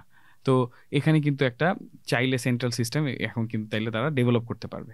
তো আমার কাছে মনে হয় যে these are the real impacts that we have done for the বাংলাদেশের economy, and we have also employed thousands of people, right? So that's another good impact that we have done for the economy. So these are actual real success stats that I should mention. এগুলোই আমরা আসলে করেছি। But valuation আর fund raise, এগুলো তো আসলে different different numbers, different different milestones. এটা আমি এই কাজগুলো করতে গিয়ে হয়েছে, বাট এটাই কি আসলে সফলতা? Not really, that's what I think আর কি। দ্যাট ইজ আমার চিন্তা ভাবনা ওইরকম। যদি মনে করেন যে আপনাকে বলা হয় যে বাংলাদেশের স্টার্ট আপ কমিউনিটিতে মিসড অপরচুনিটি ফাইন্ড আউট করতে, যে এমন একটি অপরচুনিটি যেটা মিসড হয়ে গেছে আমাদের কাছ থেকে, যদি আমরা সুযোগ পেতাম ওইটা ইউজ করার, তাহলে আমাদের এই যে ইকোসিস্টেমটা আছে, start up ecosystem, start up market, এটা আরও বড় হতে পারতো, অথবা এইটা আমাদের ইউজ করা উচিত, এখনো সেটার অপরচুনিটি আছে, এরকম কোনো কিছুকে অ্যাড্রেস করতে পারেন কিনা? এটা আসলে বলা খুব টাফ, বাট আমি মনে করি পাঠাওয়ের হয়তো একটা অপরচুনিটি ছিল, যেহেতু তারা রাইড শেয়ারিং লজিস্টিক্স নিয়ে অনেক কাজ করছিল, একটা গুড অ্যামাউন্ট অফ ভেহিকেল তারা কন্ট্রোল করতো। সেখানে ধরেন সে ফর এক্সাম্পল বাংলাদেশে এই যে ব্যাটারি রিক্সাগুলা, এগুলা কিন্তু মেজরিটি চায়না থেকে ইম্পোর্ট করা। এটার কিন্তু তারপর ইভেন বাইকগুলো, এগুলো কিন্তু আসলে ইকো ফ্রেন্ডলি না। আমরা যে মোটর বাইকগুলো ব্যবহার করছি, সেখানে ইভির একটা প্রচলন কিন্তু হতে পারতো, নট নেসেসারি জাস্ট দেম, অন্য যে কেউ হয়তো আসতে পারতো। কিন্তু সেখানে কিন্তু এখন চাইনিজ প্রোডাক্ট দিয়ে সয়লাভ হয়ে গেল। গভর্নমেন্টও কিন্তু এখানে আসলে ওইরকম কোনো মেজার্স আসলে নেয় নাই।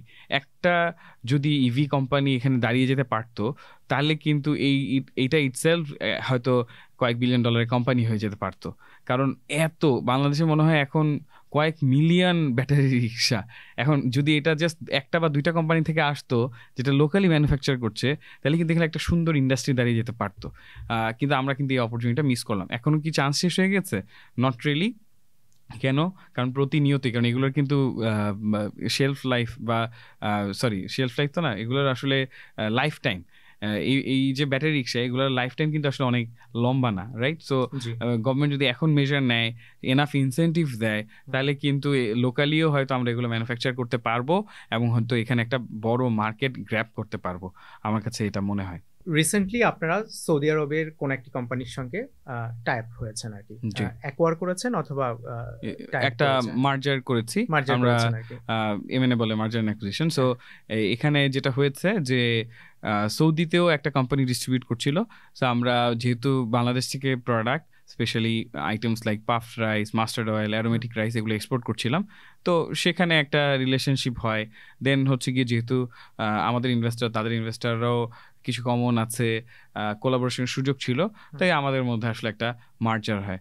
সো শপআপ বাংলাদেশে, আর ওখানকার কোম্পানিটার নাম হচ্ছে সারি। আমরা মার্জার করে আমাদের গ্রুপের এখন নাম হচ্ছে সিল্ক গ্রুপ। এখানে কি গভর্নমেন্টের কোনো ইনভলভমেন্ট আছে, বাংলাদেশ গভর্নমেন্ট বা সৌদি গভর্নমেন্টের? বেসিক্যালি ডিরেক্টলি নেই, যেহেতু সারি যে কোম্পানিটা, সৌদি কোম্পানিটা, তাদের ইনভেস্টর হচ্ছে সানাবিল ভেঞ্চার্স। সো সানাবিলের সোর্স অফ ফান্ড হচ্ছে সৌদি সভারেন ফান্ড, মানে সৌদি গভর্নমেন্ট ফান্ড।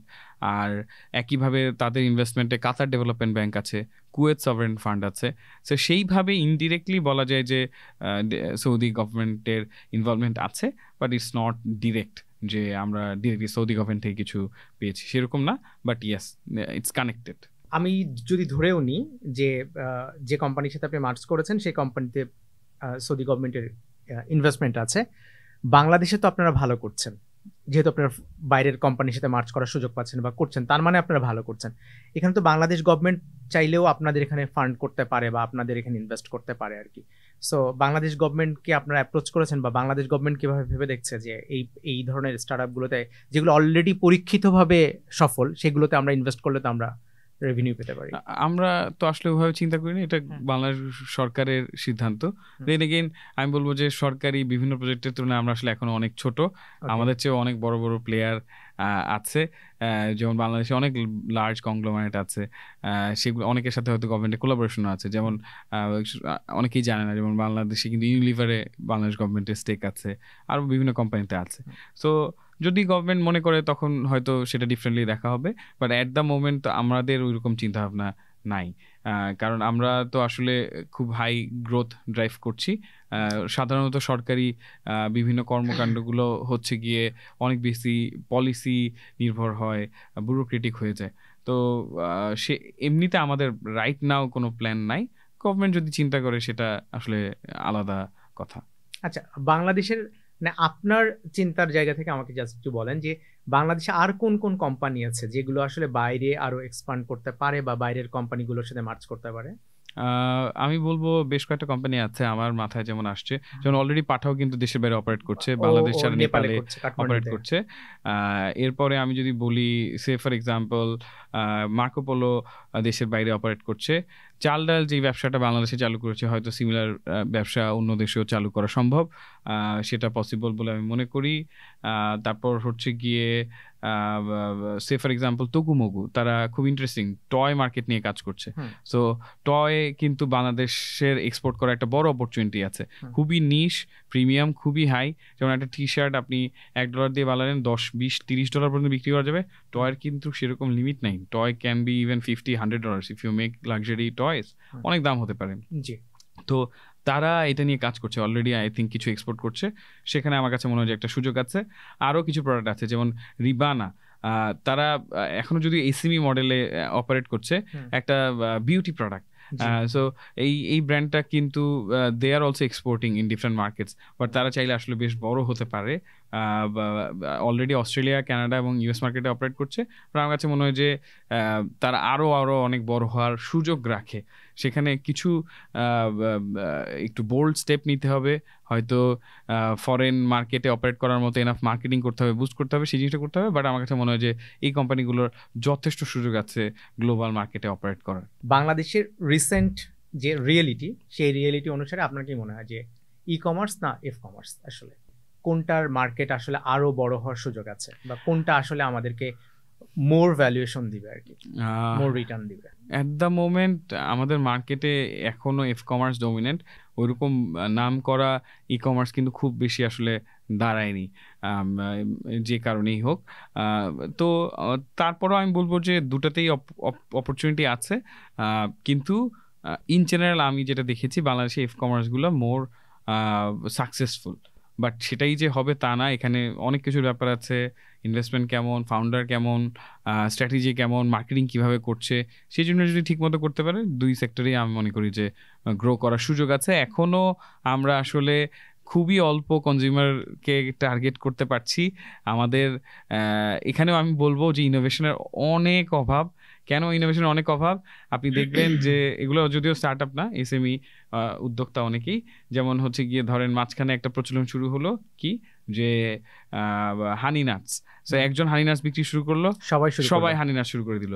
দেন তাদেরই একজন মোরিঙ্গা শুরু করলো, হ্যাঁ সবাই মোরিঙ্গা শুরু করে দিল। দেন একজন বিটরুট শুরু করলো, সবাই বিটরুট শুরু করলো। আমাদের মধ্যে একটা কপি করার প্রবণতা খুবই বেশি, প্রোডাক্ট কিন্তু কয়েক হাজার আছে, রাইট? তো আমরা ইউনিক প্রোডাক্ট নিয়ে আসলে ভাবে কাজ করছি না।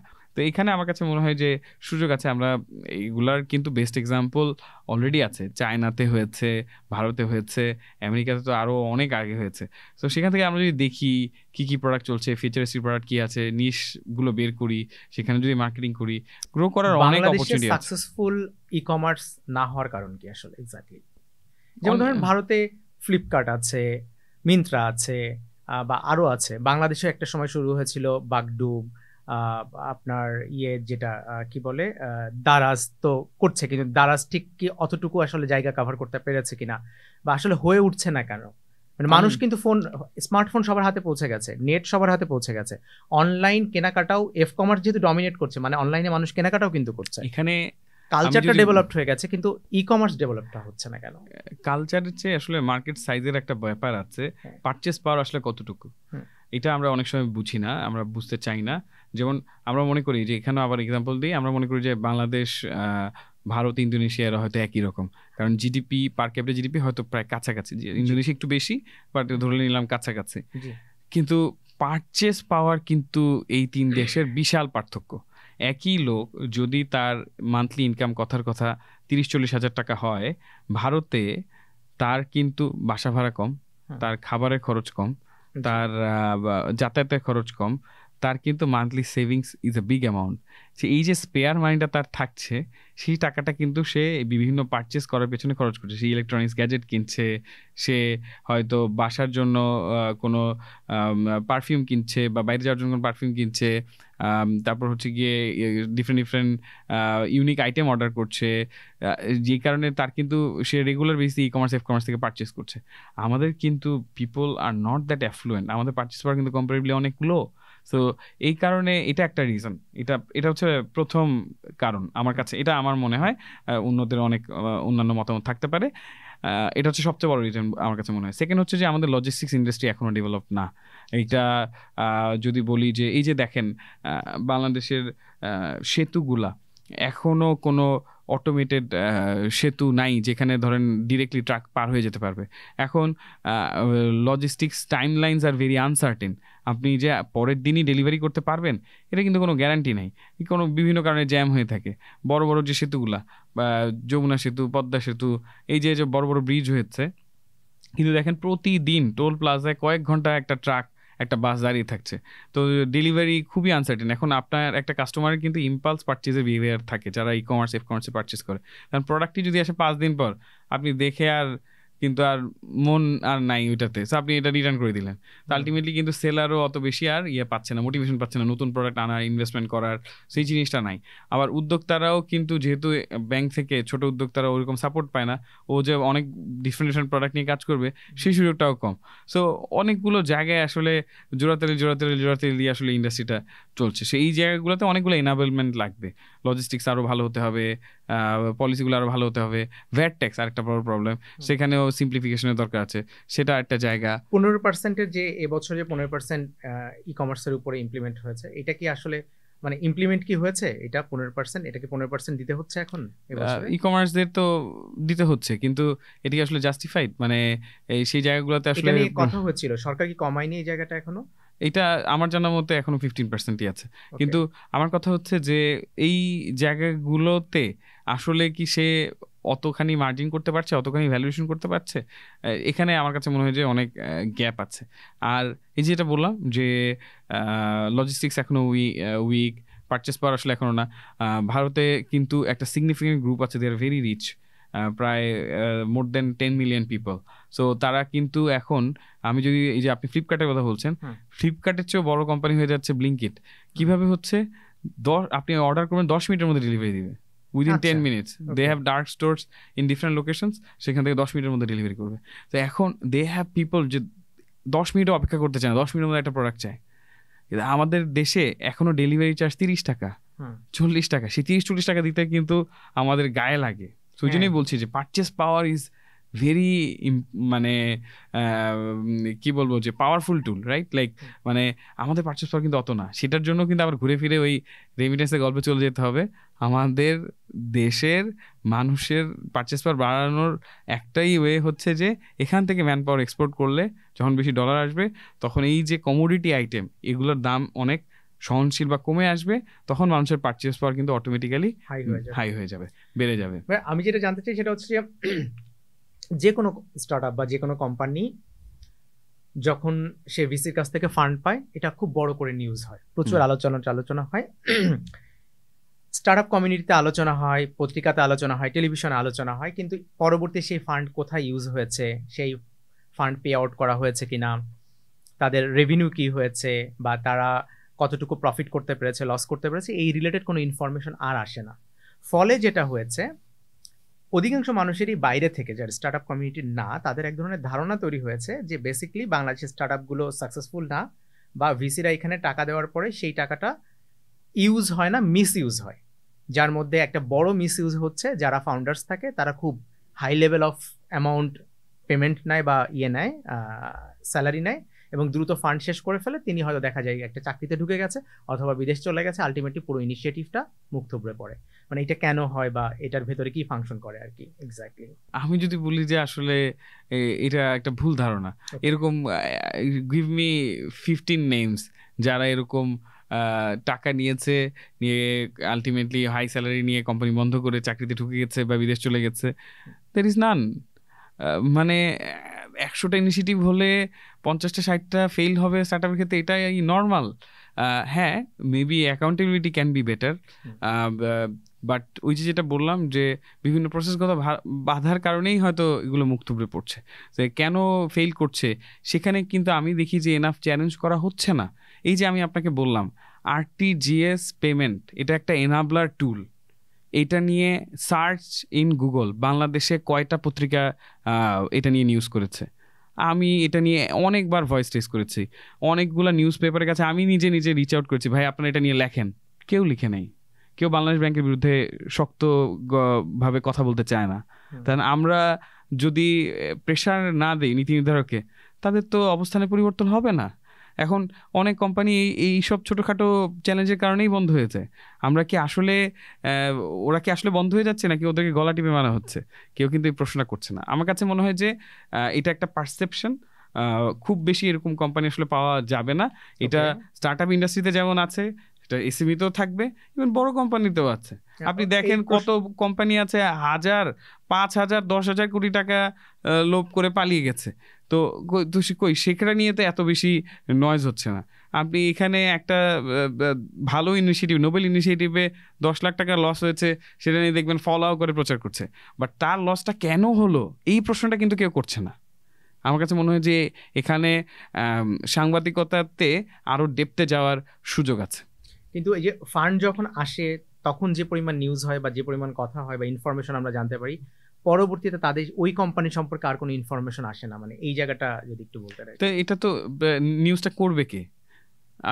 আমি পাল্টা প্রশ্ন করলাম যে এই নিউজটা কে করবে? আমরা কি গিয়েছি তাদের কাছে, তাদের সফলতা, সুখ, দুঃখের গল্প জানার চেষ্টা করেছি? কয়জন জানার চেষ্টা করেছি? কিভাবে আমরা তাদেরকে এক্সপোজার দিচ্ছি? তাদের পেইন পয়েন্ট নিয়ে কতবার কথা বলেছি? আমরা কিন্তু বলছি না। আমি আজকে এর পডকাস্টে কেন যে ইনফরমেশনটা দিলাম, কেন কোনো অর্থনীতিবিদ এগুলো নিয়ে কথা বলছে না? কেন কোনো নীতি নির্ধারক এগুলো নিয়ে কথা বলছে না? কেন কোনো ব্যাংকার এগুলো নিয়ে কথা বলছে না? আমার প্রশ্ন, পাল্টা প্রশ্ন, যে আমি এই জন্যই বলছি যে আমরা কি আসলে কি তারা ব্যর্থ, নাকি তাদেরকে ব্যর্থ করতে বাধ্য করা হচ্ছে? ওকে, গুড পয়েন্ট আর কি। নিশ্চয়ই এটার জবাব কোনো না কোনোভাবে আসবে আর কি। আমি চেষ্টা করব ব্যাংকিং সেক্টরের কারো কাছে সেম প্রশ্নটা করতে, এবং ডেফিনেটলি বাংলাদেশ ব্যাংকের কারো কাছে সেম প্রশ্নটা করতে, যে এক্স্যাক্টলি স্টার্ট আপকে ব্যর্থ হচ্ছে না, স্টার্ট আপকে আসলে বাই সিস্টেমে আসলে ব্যর্থ করা হচ্ছে আর কি। আমার শেষ প্রশ্ন আর কি আপনার কাছে, সেটা হচ্ছে যে আপনি কতগুলি স্টার্ট আপে আসলে নিজে মেন্টরিং করছেন বা নিজে ইনভেস্টমেন্ট আছে আপনার আর কি? আসলে মাল্টিপল স্টার্ট আপ, অনেকগুলো স্টার্ট আপে আমি আসলে ব্যক্তিগতভাবে ইনভেস্ট করেছি এবং মেন্টরিং করার চেষ্টা করেছি। কাউকে সময় দিচ্ছি, কাউকে টাকা দিচ্ছি, চেষ্টা করছি এনাবল করার। আপনি কি দেখেন যে কোনো স্টার্ট আপের ভেতরে? এই প্রশ্ন করার একটা রিজনেবল কারণ আছে, সেটা হচ্ছে আমার নিজের একটা স্টার্ট আপ নিয়ে আমি আপনার কাছে যাব, এই প্ল্যান আমি গত 1 বছর ধরে করছি। যেহেতু আমি এখনো পর্যন্ত গুছিয়ে উঠতে পারিনি, আপনার কাছে যাওয়া স্টেজ পর্যন্ত গোছাতে পারিনি, দ্যাটস ওয়াই আমি এখনো পর্যন্ত আপনার কাছে যাইনি, কিন্তু আমি যাব। আমি আসলে জানতে চাই যে আপনি আসলে একটা স্টার্ট আপে কি দেখেন। দুইটা জিনিস দেখি, ফাউন্ডার টিমটা কত স্ট্রং, অ্যান্ড হচ্ছে গিয়ে আইডিয়াটা ইনোভেটিভ এনাফ কিনা টু সলভ দ্য প্রবলেম। তো যখন এই দুইটা জিনিস আসলে ঠিক থাকে, আমার কাছে মনে হয় যে হয়তো সফল হওয়া সম্ভব। তবে তার চেয়ে বড় কথা হচ্ছে আমার চেয়ে অনেক ভালো ভালো অ্যাঞ্জেল ইনভেস্টার আছে, তো তাদের ক্যাপাসিটিও বেটার আমি বলছি। বাট বাংলাদেশ, আমি যেটা বলছি যে আরও অনেক বেশি অ্যাঞ্জেল ইনভেস্টর দরকার, আরও অনেক বেশি মেন্টর দরকার, আরও অনেক বেশি ইনকিউবেটর দরকার, আরও অনেক বেশি অ্যাক্সিলারেটর দরকার। এবং আমাদের যারা সফল উদ্যোক্তা বলি, সফল ইন্ডাস্ট্রিয়ালিস্ট বলি, তাদেরকে আসলে আরও অনেক অনেক বেশি এগিয়ে আসতে হবে এই ইকোসিস্টেমটাকে সাপোর্ট করার জন্য। থ্যাংক ইউ জিয়া ভাই, আপনার সাথে কথা বলে আসলে অনেক কিছু শিখলাম, অনেক কিছু জানলাম, যার অনেক কিছুই জানা ছিল না আর কি। ধন্যবাদ আপনাকে, সামনাসামনি পেয়ে আমার সত্যি খুব ভালো লেগেছে। আমার অডিয়েন্সের জন্য আপনি কিছু বলবেন কিনা, শেষ মেসেজ কি? আমি আপনাদেরকে ধন্যবাদ দিতে চাই আমাকে আমন্ত্রণ জানানোর জন্য। আর অডিয়েন্সের উদ্দেশ্যে একটাই কথা, আমাদের ইনোভেটিভ মাইন্ডদেরকে দেশে রাখার জন্য আমাদেরকে এগিয়ে আসতে হবে। আমাদেরকে আমাদের নীতি নির্ধারকদের চোখ খোলার জন্য দাবি তুলতে হবে। আমাদেরকে আরও অনেক বেশি নয়েজ করতে হবে। আমরা এনাফ অপরচুনিটি তাদের জন্য ক্রিয়েট করছি না। আমরা আমাদের দেশের এখনও আরও অনেক বড় হওয়ার সুযোগ আছে। আমরা খুবই ইয়াং একটা দেশ, আমরা অপরচুনিটিগুলোকে কিন্তু এখনও গ্র্যাব করতে পারছি না, বাট যদি আমরা গ্র্যাব করতে পারি তাহলে আমরা অনেক দূর এগিয়ে যেতে পারবো। আমাদের উন্নয়ন মাত্র শুরু হয়েছে, বাট এটাকে আরও অনেক দূর এগিয়ে নিতে হবে, সেটার দায়িত্ব আমাদেরই, দায়বদ্ধতা আমাদেরই, সেখান থেকে আমাদেরকে কাজ করতে হবে। আর আমি মনে করি যে আশা ছাড়া যাবে না, হাল ছাড়া যাবে না, চেষ্টা করে যেতে হবে, ইনশাল্লাহ সফলতা একদিন আসবেই। থ্যাংক ইউ জিয়া ভাই, thank you so much You're for welcome. Coming. এবং আমি মনে করি যে আজকে অনেক ভ্যালু অ্যাডিং হলো আর কি, যারা শুনবেন তারা ডেফিনেটলি অনেক কিছু পাবেন আর কি। Thank you so much.